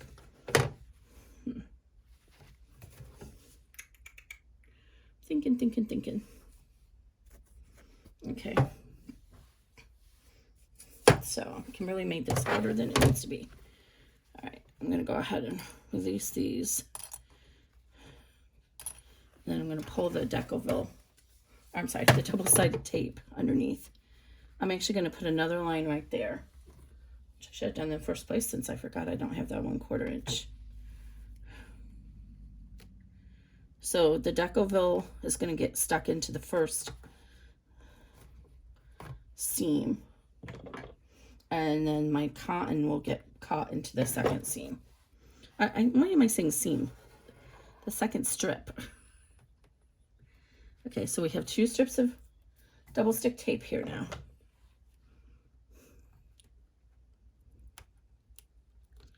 All right, so I'm only doing one side at a time. Okay, so now I'm going to go back around and do the same thing I just did, this time with the tape up. So fold it under and put your little clip there.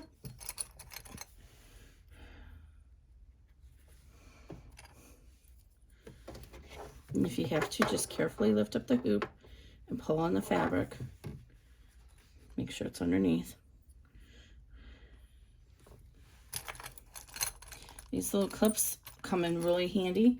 The name brand is Clover Wonder Clips, but of course, I'm sure we all know there's knockoffs on Amazon, eBay, wherever. Okay. Now go back to the back and smooth that down into your tape. Once you get one end done, then we can go ahead and do the other side. Okay. Now it's caught into our tape. I'm going to go ahead and rub it from the front.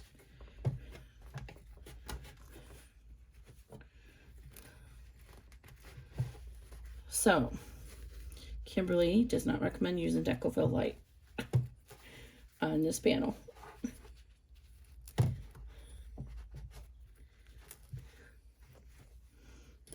Okay, now I'm going to do the same thing on the top, and then we'll do the bottom.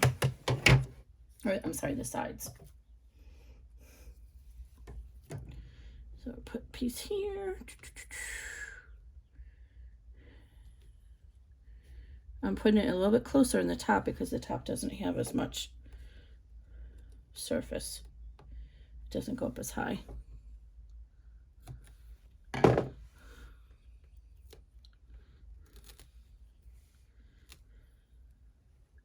Okay, carefully press it down.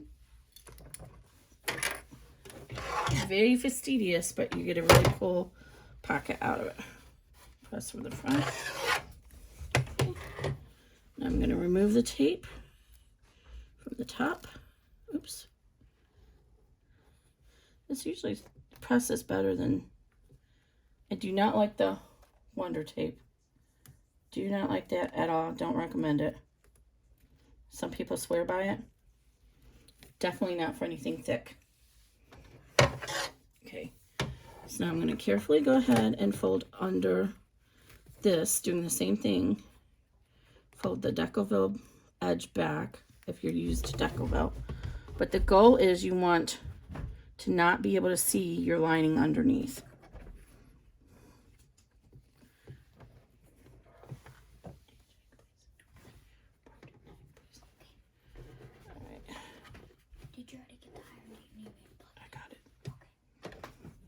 Okay, and then this side. So if you have a really lightweight one and you're trying to make a really big flap, I would just go ahead and put the interfacing on your just regular interfacing. Thank you. Can you get a different one? This is all yucky. Okay. Use what was I saying? Use the just the regular woven interfacing, which should be clipped enough. Ah, don't unhoop on ya. Okay, so I think that's good. Now I'm going to pull those clips off and finish the side, top and bottom, and then we'll do the sides. Okay. The more time you take doing this, the neater it's going to look in the end. Okay. Now these corners are the hardest part because it gets really wrinkly. Now if you cannot smooth it out, then that's a sign that you might not have cut into the corners enough. So I'm not worried about what the back looks like. I'm more worried about what the front looks like. So, oh, that actually looks okay. See, I'm okay with that. So I'm going to go ahead and add my extra piece of tape here. Just to hold this down.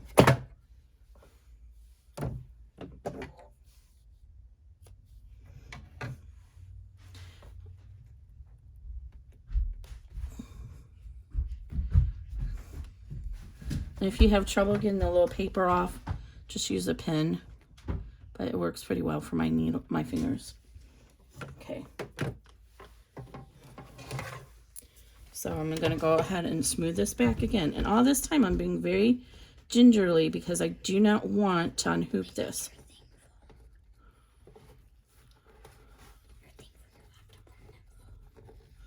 What? I don't know. Sorry, my son was talking to me. All right, see I'm stretching that right there? Did you see that I did that? So I'm going to put a little clip in here to hold this while I do the other side. And then do this side. All right, now what I'm going to do is put some of our traditional tape. I use the Transport by 3M just to hold it on the edges like this, and then on the top till we get to our tack down stitch. And I have the fat one here, but use the regular one. You can use more double stick tape if you want.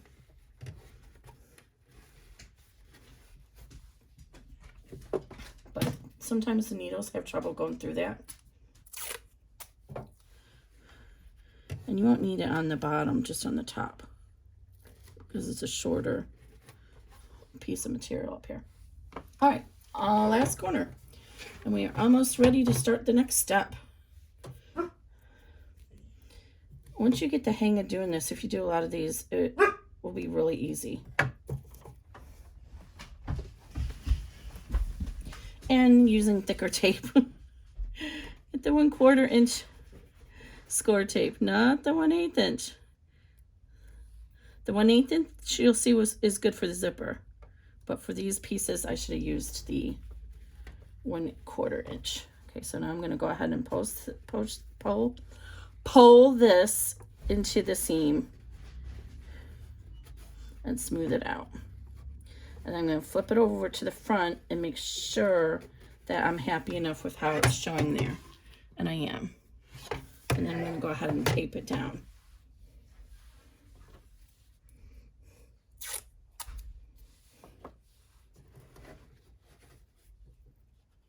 And you can play with this as long as you want to get it as smooth as you want. And I am going to work on that bottom a little bit more because see how it's pulling up there? I don't like that. So I'm going to work on that just a minute as soon as I get the top straightened up.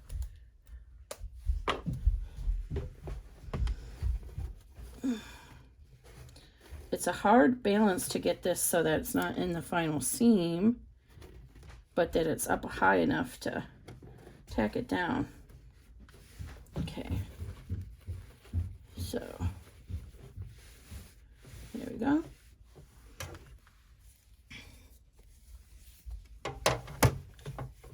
And there we go. That's our finished window. Now comes the fun part, putting the zipper in. Did I just lose the zipper?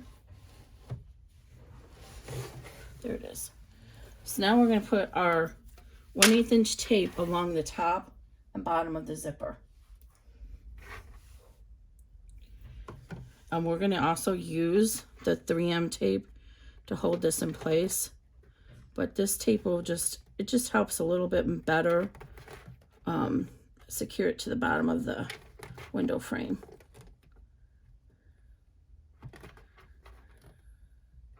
So you don't have to mess around with it when you're sewing, it won't come loose. The 3M is not really meant to stay underneath. This is going to stay underneath permanently. So it just gives a little bit more reinforcement to the zipper because you're only going to have the zipper attached with one seam. So when you use this little instant tape here, it's going to allow it to be in there a little bit more. And I'm sorry, I feel like this is taking forever. Oh my Lanta. Sorry guys. It has, hasn't it? Okay.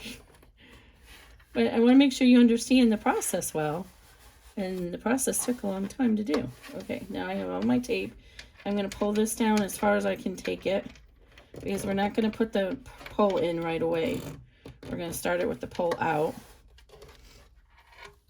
And this is why it was important that we got that window taped down, because we're going to now put our zipper in underneath.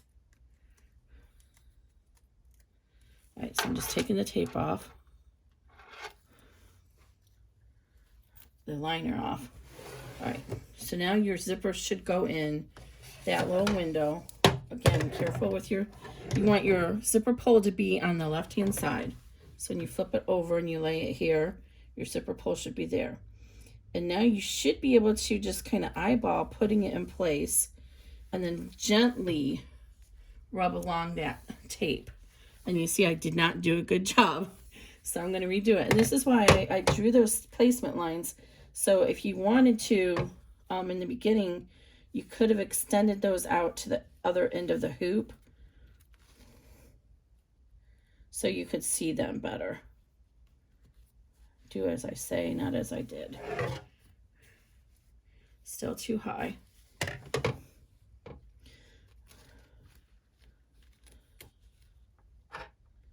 And you could probably actually, I'm making this difficult, could actually just look at it like this and roll it just like we do our normal zippers. All right, and then when you think you have it good, flip it over from the front, and then you can position it a little bit more if you need to here. But what you want to do is once you have it positioned where you think it's good, then go ahead and tape it down. And you see how this Decoville really is working against me. It's just too thick, guys. Don't use Decoville here. I'm actually worried that my top stitching is not going to catch this because it's so thick. But this is how we learn and how I make recommendations. I can't tell you to use Decoville Light if I haven't tried it to make sure if it's going to work or not. Okay, so now I'm just making sure it's even in there. And it is. I'll fix this a little bit when we get to that part. So now we're going to go ahead and flip this over and, ooh, we don't want our zipper pocket. Let me take that out of the way. We want to go ahead and put a little piece of tape on the bottom of this because I found that it would clank across the metal here. And I didn't like that. So, oh, and I actually used a really thick pole. Kind of wish I hadn't done that. So I'm going to put, oh, I dropped my big roll of tape. So I'm just going to put a couple pieces of this on here.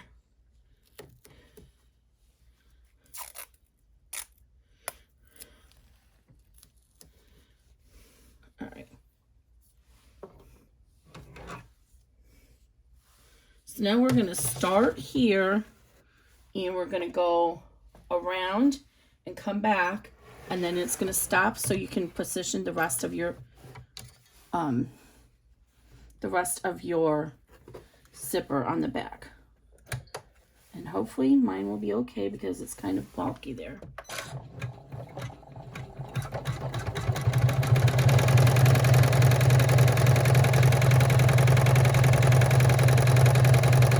And if at any time it looks like it's getting off, then just stop your machine and reach in there with your stiletto or whatever you're using and adjust it.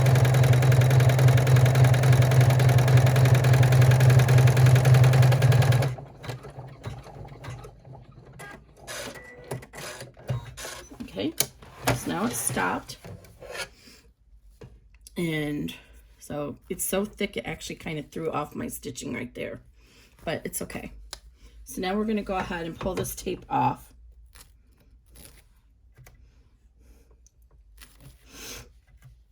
And gently push our zipper pull into the correct alignment. I do this in two parts because I do not want to have it only be one piece and then have you accidentally hit your zipper pull while you're stitching. Now you see when we put this down, our zipper teeth want to come apart. So go ahead and pull this down here out of the way and pull those zipper teeth together. Pull them together here. Press into your seam, your tape. And then on the back, we're going to put a piece of tape there to hold it together.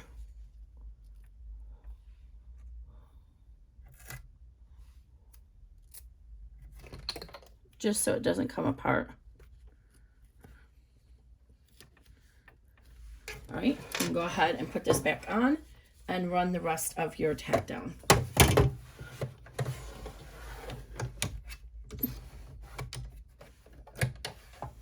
Oops, that does not look right.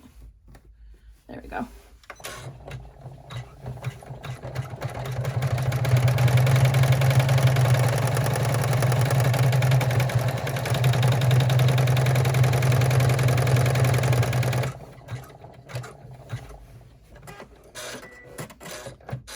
All right, so that was step 5.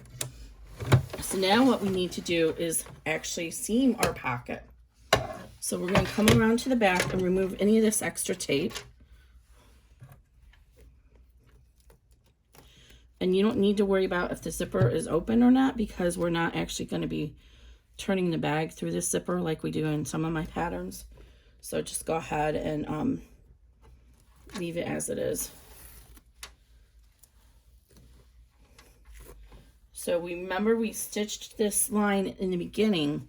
So we want to fold our pocket so it's at that line. Fold it back on top of itself so it's at that line. Oh, and before you do this, go ahead and trim off the extra on your zipper tape, because you don't need this extra in the seams.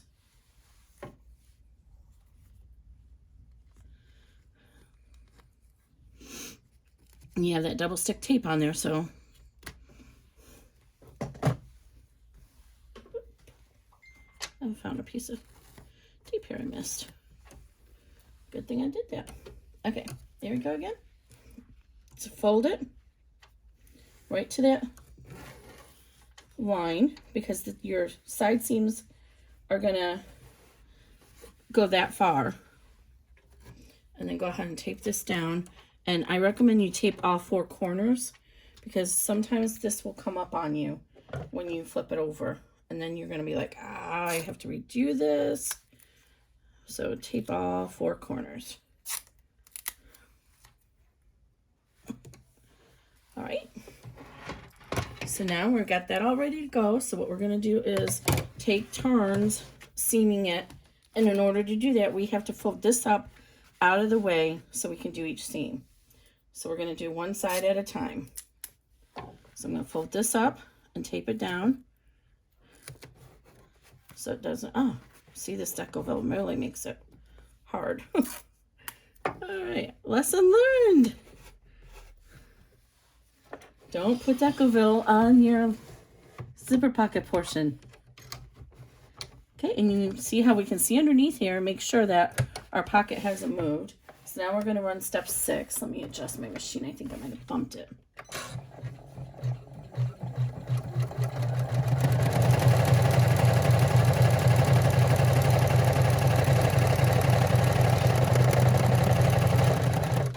And be mindful if your machine does all that crazy moving around like mine does.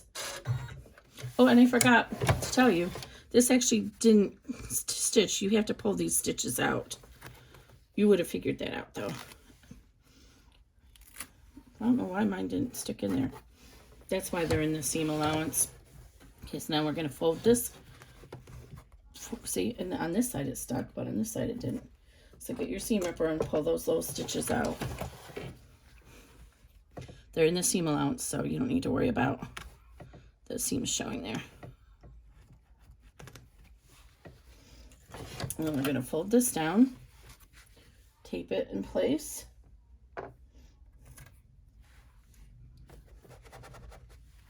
Oh, that tape has expended itself. I assure you, it will not take you this long to do it. You're not going to have to be stopping and explaining everything. But this is definitely not a beginner bag. For sure. Okay, let's get around there. And we're going to stitch the top. And you have to be careful because it goes real close to that. It goes real close to this. So if yours wants to fall, like see mine's trying to come up, this is a time when you want to use the stiletto, or I have this cool new tool a friend sent me, so I can use this to hold it out of the way like that.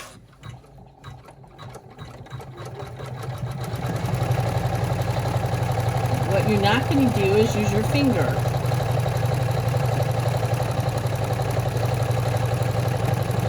I'm going to edit the instructions and have you place that. I'm going to add an extra ½ inch to this and have you place that up there just so there's a little bit more to grab on the pocket. On the top, I'll make it easier. You'll just have to kind of extend it above there. All right. And now the final seam. And you always have to pay attention to where this thing is at, your presser foot on your machine, because if you were watching the first part of the video, you saw I didn't, and mine actually got stuck in my material when it went to move. So again, if you need to hold it down, because it's stiff.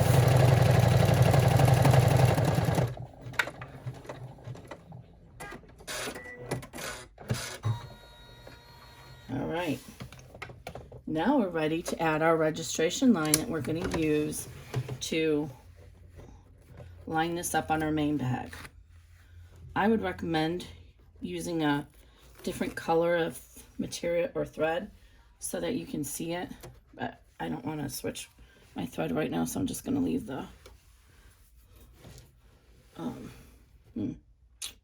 this is so colorful, I'm afraid I won't see it.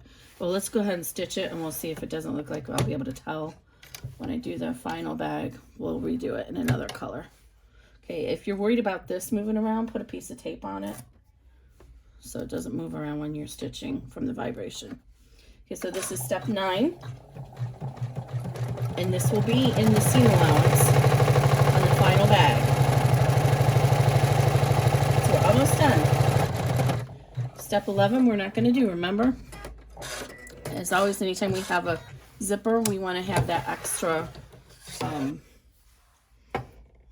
the extra step there so it doesn't recenter. So here's our placement. There's the middle, so I can see it okay.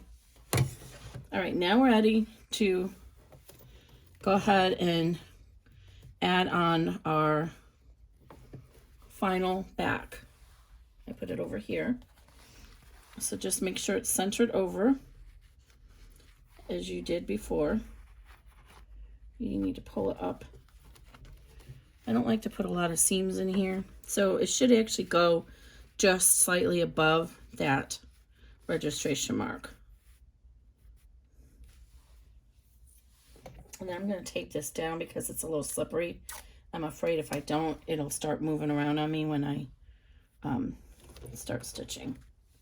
Sometimes you can get away with not taping every single step. All right, so it's going to start at the here and go down and around. Oh, sorry, before we do that, we want to go ahead and trim out our extra material on the zipper pocket so it won't be in the final seam. So we're going to trim that to 1/8 of an inch. I used a bean stitch for that final step, so it's and I forgot to do it before this. That's okay. Use your best applique scissors. It's in instructions. Follow the instructions. I did it right on the first one. And don't worry if you cut into your stabilizer at this point, because we're almost done. Just to help reduce the bulk a little bit in the final bag. So when you're using these duckbill scissors, you always want to go from right to left so the duckbill is against the material you're trying to protect. Now we can run that last step.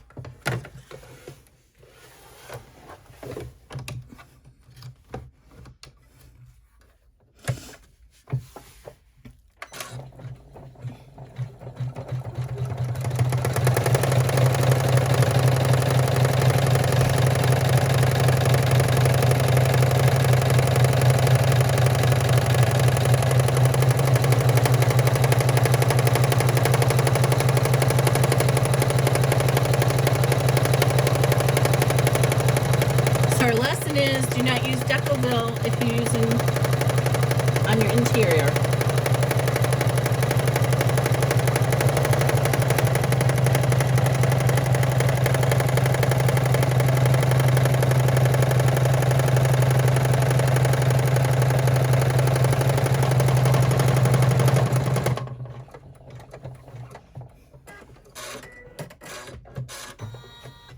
All right.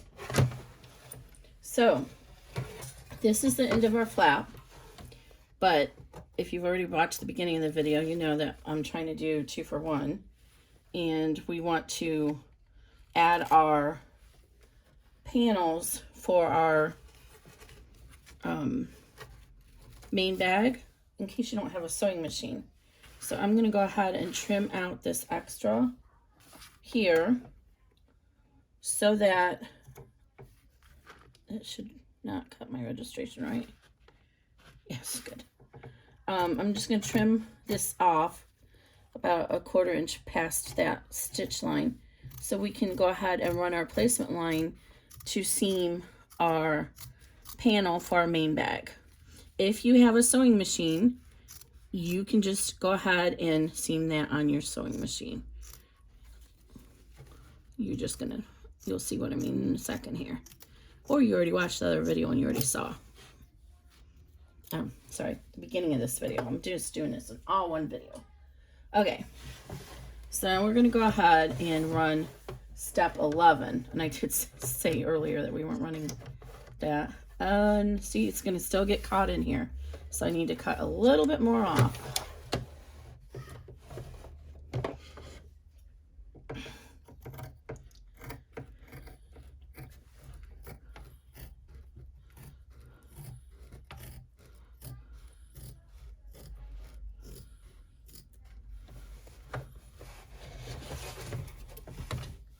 I'm not like cutting this very evenly.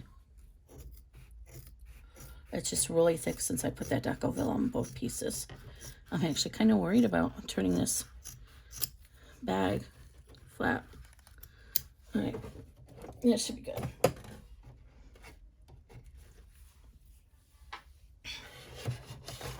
All right. And this is just going to be the placement line.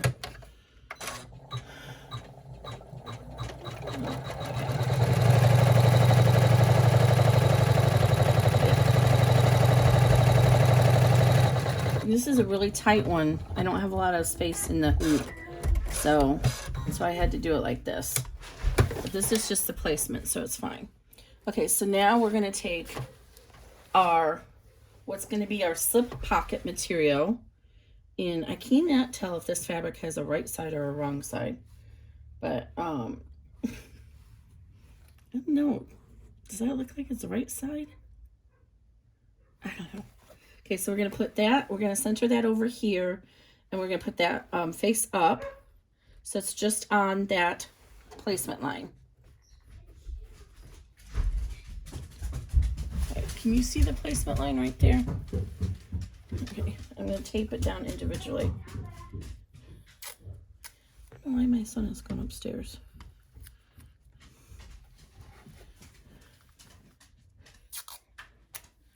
All right.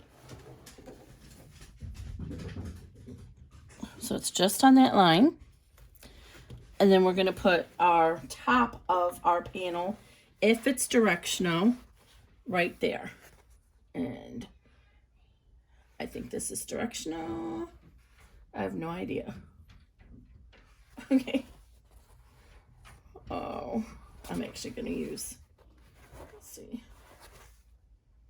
I'm going to do it this way because I lined up the Decoville so it would fold over neat that way. So I don't know if it's the right side or not with these flowers. So it's gonna be what it is. So I'm gonna tape this down in a few places because I don't want it to come up in the middle since this is such a long panel. So this is actually serves as your external panel and your slip pocket.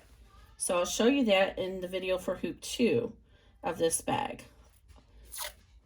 But that is exactly what it will be. All right, so now we're going to go ahead and run the tack down. And be careful if you have to fold this out of the way because it doesn't work with your hoop. I tried to position this and rotate it when I saved the designs based on what I expected it to be needed for each machine.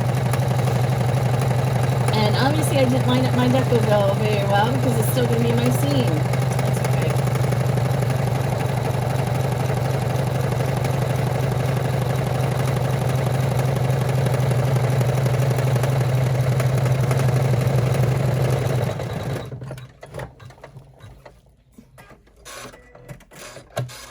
okay. Okay, remove the tape.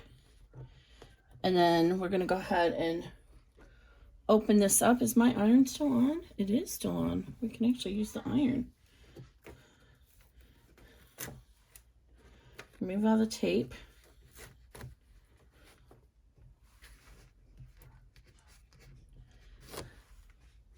I go through a lot of this tape, but better the tape than my fingers.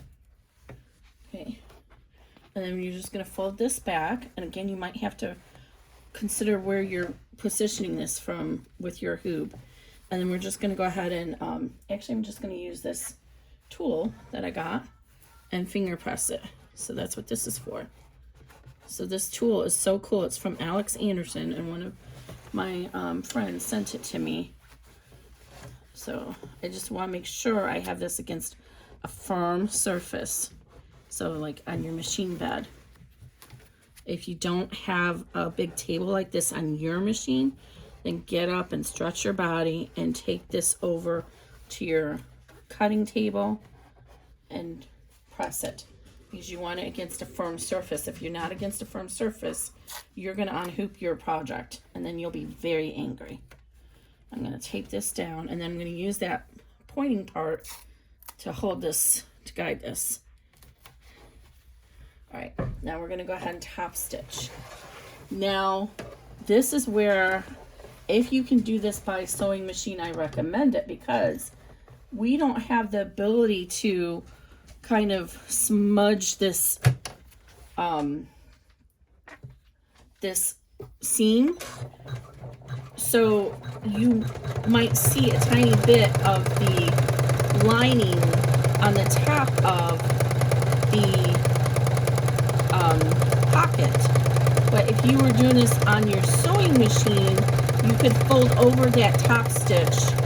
And of course I forgot to, again, it's in the instructions, to trim out the extra. So that's the last step. So what we could have done is, before I flipped this down, is trimmed out this extra here. And that would make it easier. So then it would have got enveloped in here, but I'll show you what I mean. So that's the last step. We're not doing 14. So we're ready to go ahead and remove all the tape, and we can unhoop our project. And we're just about done with this. So I'm going to go ahead and show you how to trim out the pocket and turn it over. And I have a feeling I'm going to need to take it to the big pressing surface and press it again. And then I'm going to take a hiatus. You won't have any idea of knowing that though. But I'm going to take a little hiatus, and then I'm going to do the second hooping for the retro flapper. All right, so go ahead and carefully cut these two pieces apart. And again, if you're using tearaway, which is totally fine with this project, you don't have to worry about it. You can just tear it away. So just cut it apart. Okay, and on this one, just go ahead and trim out as much of this as you can, because you don't want the bulk in your bag. And I didn't get all the tape off of it. So just go ahead and trim along. So what I was saying is, when you do this by a sewing machine, you have the ability to, did I get tape stuck in here? You have the ability to fold this edge under, and so that the front is favored more than the back. And so you don't get, if you don't, what happens is, unless you're really trying, you're going to see that, and we don't like that. So we're not going to leave that like that. We are going to roll this with our fingers, and we're going to put some double stick tape under here to hold it in place so that we don't see the lining at the top of the back of the pocket. Because this is actually going to be our pocket now. So this is going to get attached to the bag, and then it's going to fold up, and you're going to have a small slip pocket in there that you can put your phone or something. So I'm going to go ahead and work this off camera. Just like I said, I'm going to put the double stick tape behind the seam, and I'm going to push this over. You can use glue too, because we're not stitching through this. And then I'll put the clips on it to hold it in place. And that way I get a clean edge. So that's that for right now. Now let's go ahead and remove as much of this extra stabilizer we can on our flap. And I really think I made a mistake with this flap. The Decoville on it. At least it's mostly straight. So I'm going to use these pinking scissors to do the bottom. I'm going to do it from this side so I can see it better, just because that's going to help reduce the bulk of it, that bottom, so it'll lay down in the curve, in the seam better.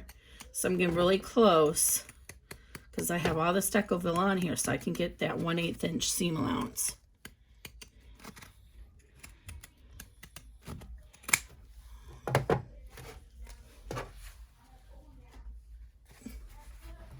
And then I'm going to use the regular scissors for the rest.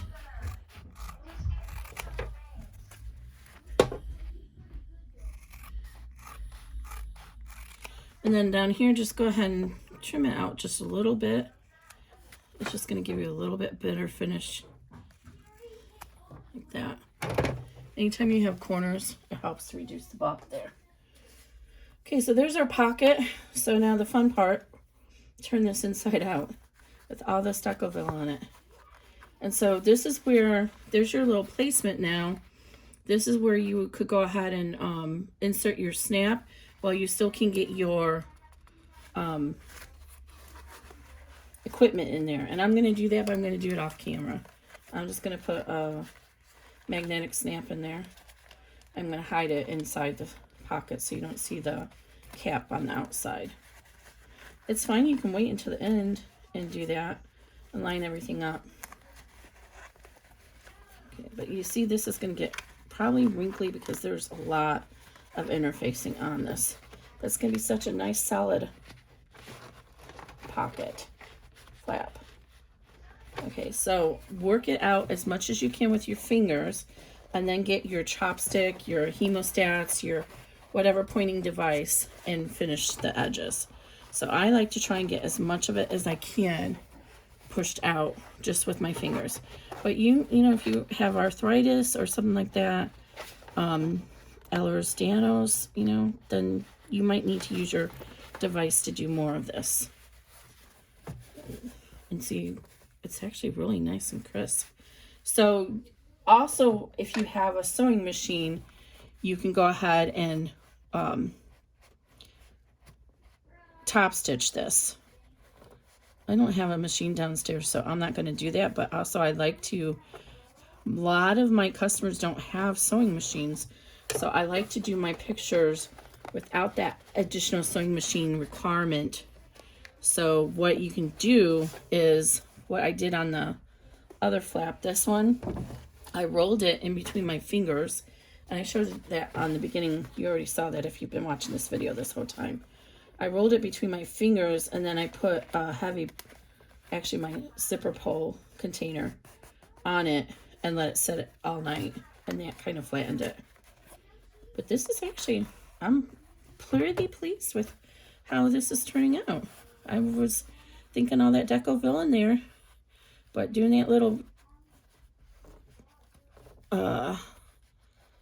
cut with the pinking shears really helped smooth that bottom out.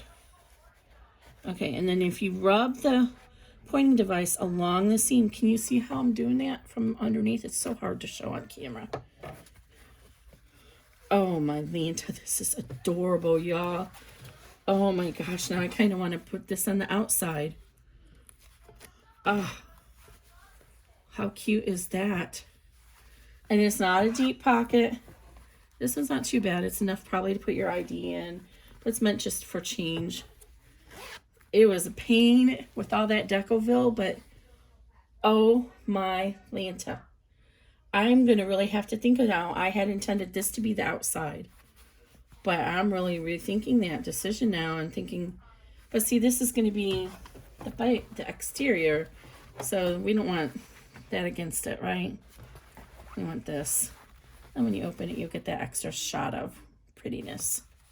I think I'll stick with my original plan. This does look a little wrinkly, so you can always take this to your big machine and steam it with a pressing cloth, because this has got the interfacing on it, and then it's got a woven, or not woven, a knitted background or backing. I really love this. It's so cute. This would be cute with just a little pouch all by itself. I did get it a little bit. I didn't get it really perfect here, but it was really hard as thick as this was. I'm trying to think if there's a way you can do it where we could cut the Decoville out, but you'd have to like do a hooping to, you know, to do that. But it ended up, in the end, it worked out okay. But it just really was really difficult to press that in there. And I don't want you to have that difficulty. But oh, look how cute that is. There's your little pocket. So I like this shape so far. This was from the 7x9. You can see what a difference it is. This is the 10x6. This pocket's really tiny. And this is from the 7x9x7x9. And of course I've lost the 6x7, which is the smallest one. But so these are the two of the three shapes. And the third shape is kind of like a nod to 20ths with a geometric kind of shape. You guys will see it in the pattern. But wow, this just looked perfect. I couldn't have done better except these wrinkles. I'll try and see if I can steam those out, but I just love it. Okay, not toot my own horn. So I'm gonna go ahead and finish this video, and then eventually I'll figure out how to add a card up here somewhere. I think it is. How do people do that? Up here in the corner, right hand corner, to a link to Hooping 2. But see you soon.